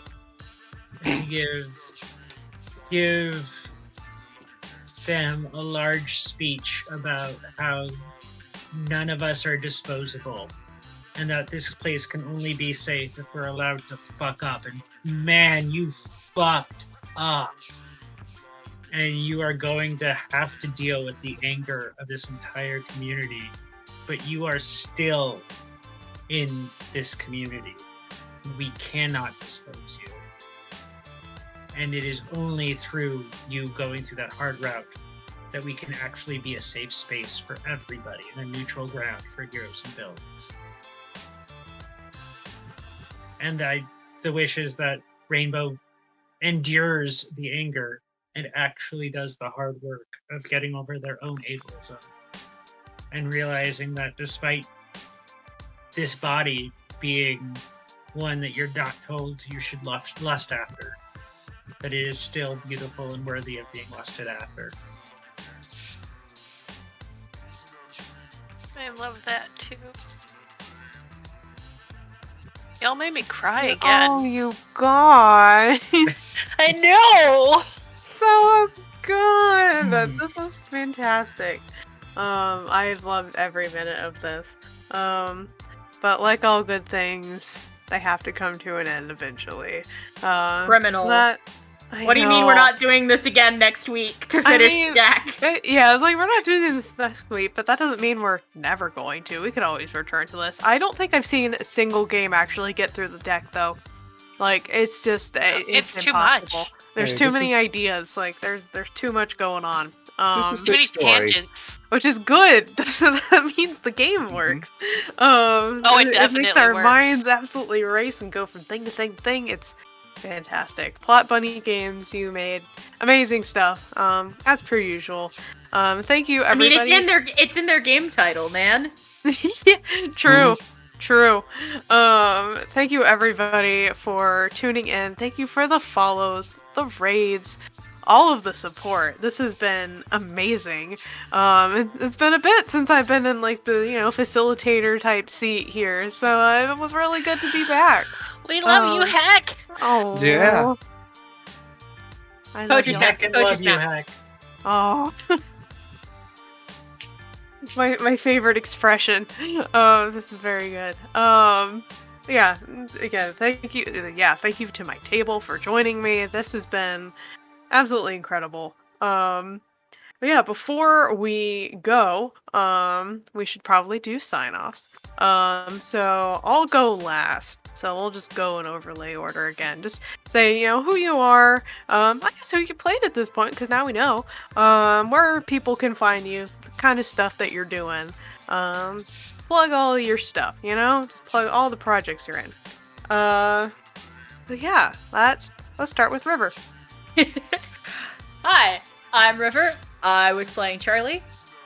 You can find me on Twitter at DreamsRebel. It is fully hockey season. I apologize in advance.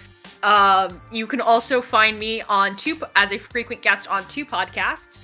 The first is In Each Retelling, which is about how public stories in the public domain are retold throughout various mediums, including books, movies, and television. Now that we can finally talk about books and talk about movies and television again. As well as the podcast The 6 Degrees of Star Wars, where we talk about the cultural hegemony that is the Star Wars franchise and how it permeates and binds and pulls us all together. I am a frequent guest on both of those podcasts, and you can find them wherever you listen to podcasts. Very cool. See, like I love being at tables with like new people I haven't played before because then it's like, oh, here's like 5 more things I can check out. It's great. All right, that takes us over to Nikki. Hi, you cannot see it, but there is a dog attempting to play tug of war with me. Yeah, I was Oh, wondering. Bobby! I could see the tail. It was right behind you. Going, Yeah, you seem very happy. she was wagging her tail. I'm Nikki. I am known on the internet as Coyote Witch. You can find me at Twitter, Blue Sky, Instagram. I'm also here usually a couple times a month playing some sorts of games.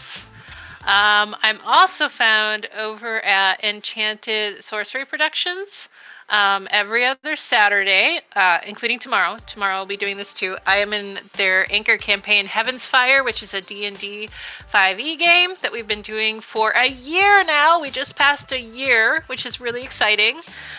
So I play a mama bugbear named Mabel Goodberry, who is a former barbarian, now cleric, which has been really, really fun to play.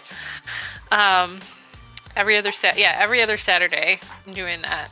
And I will be there tomorrow. Other than that, right now, all of my time is taken up with doing holiday commissions because I do art stuff too, which you can find on Twitters. But as for TTRPG things, I think that's everything. Yeah, because our December calendar hasn't come out, so that's me. If anything new comes up, follow me on the socials. That's it. That's all I got. Amazing. I really like Nikki's artwork. Go check it out. She's really talented. Go look at it. Well, thank you. Of course. That takes us over to Chell. Hello. Oh, I lost the thought. There you go. Hello, I'm Chell. I've played Daffodil, aka Tempest, the Gay Mess. And if you want to hear me be more of a gay mess, you can check me out over on my podcast Dice Fiends, where we play a variety of games. We are entering our Masks era with the Cornfield Cryptid miniseries, where I play Alice Starr, aka Copycat. And if you want to find me on Twitter, the Space Hamster Works, that's Blue Sky also. Also, I will be in your walls.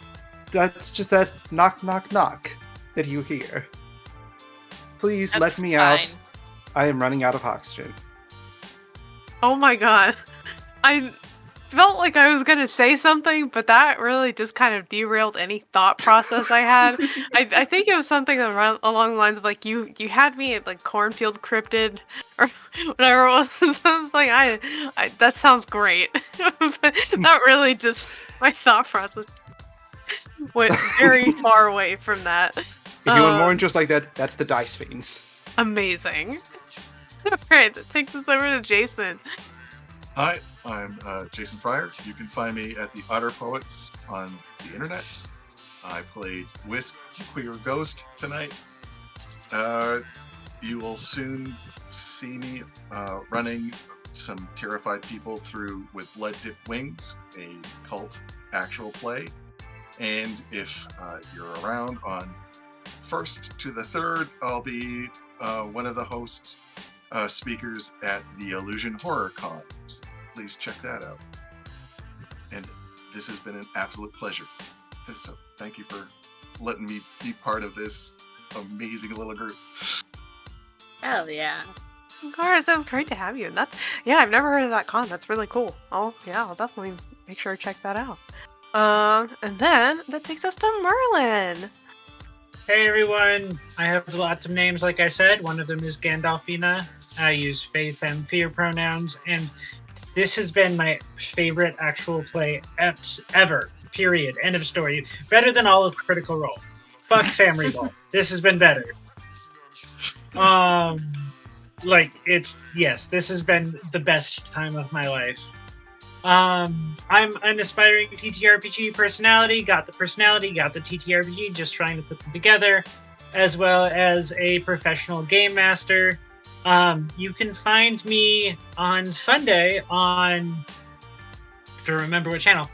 Sunday on Singularity Roleplay as I join the cast of Breaking Neon, a City of Mists campaign, playing a Rift of Scheherazade. You can also find me on Singularity on the second Mondays of every month playing Locus, which is a personal horror RPG in their game Autumn, as I play a homeless trans piece of shit. I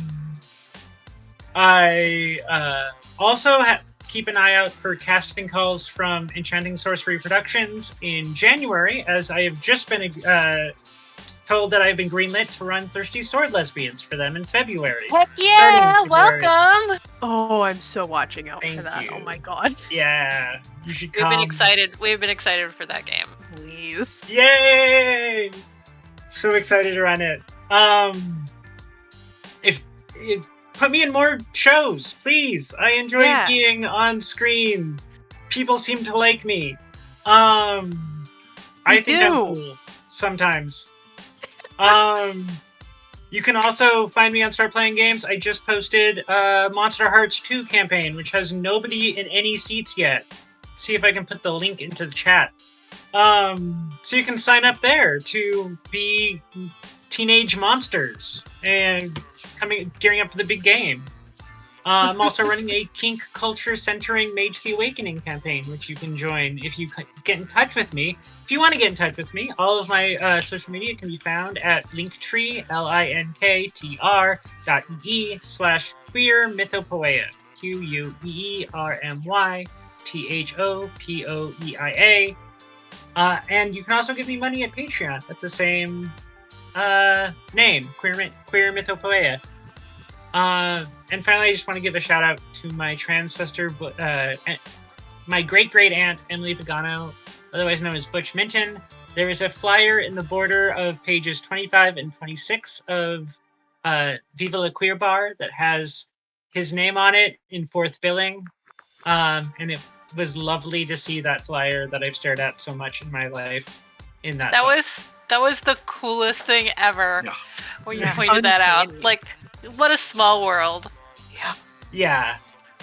It was amazing. All right, I guess that just leaves me. Hey everybody, it's me, Sir Heckalot. You know, I use she, they pronouns. I'm here. I played Catzilla /Slack /Kegel Claudia /Puppy. Lots of names. I played the cat. And it was a great time. I love that you brought a cat to a superhero game. Of course, it was like every like superhero group has to have like some like sentient animal or something. Yep. I was this close to playing a magical girl to be a partner.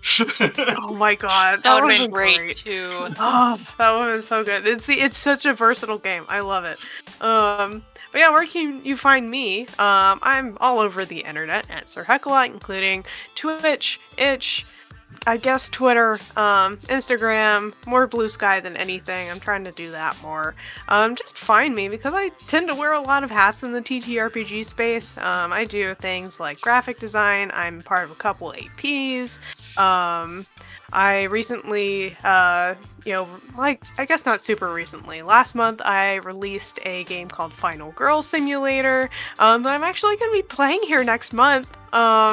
It's going to be real fun. It's a 2-player, GM-less game, where one person plays as the final girl, and the other person plays as a killer who is trying to not let them escape, from a haunted mansion. So, really fun stuff.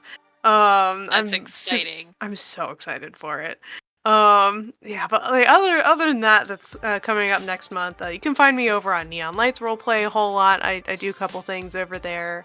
On Sundays, you can find me over on Indoor Adventures playing Apocalypse Keys. I'm over on Singularity Roleplay every once in a while. I'm over on Enchanting Sorcery every other Tuesday for the other long-running, well, not the other, one of the other long-running campaigns, Into the Old Margrave. It's an Into the Woods fantastic style game. It's fantastic so fun. Game. It's so good. But yeah, I tend to wander around a lot. So everyone follow Heck, because that is what I've been doing for the past year and a half, and it's worked out really well for me. It's just, I flock to good communities. I have a feel for this kind of thing, with mostly success. So yeah, just follow me on the socials because I tend to not shut up about the things that I'm in. Or if you like things like veterinary medicine, I'm a vet student and I talk about school there. So, it's just a little catch-all of everything. So if you like that kind of stuff, go check me out. But I think that wraps up our stream for tonight. Stick around for the raid. We're going to Adventurers Pack. So go give them all of the love. We super appreciate the love that y'all gave us tonight. So keep paying that forward. And we'll see you next time, everybody. Have a good night. Be well. Bye. Bye.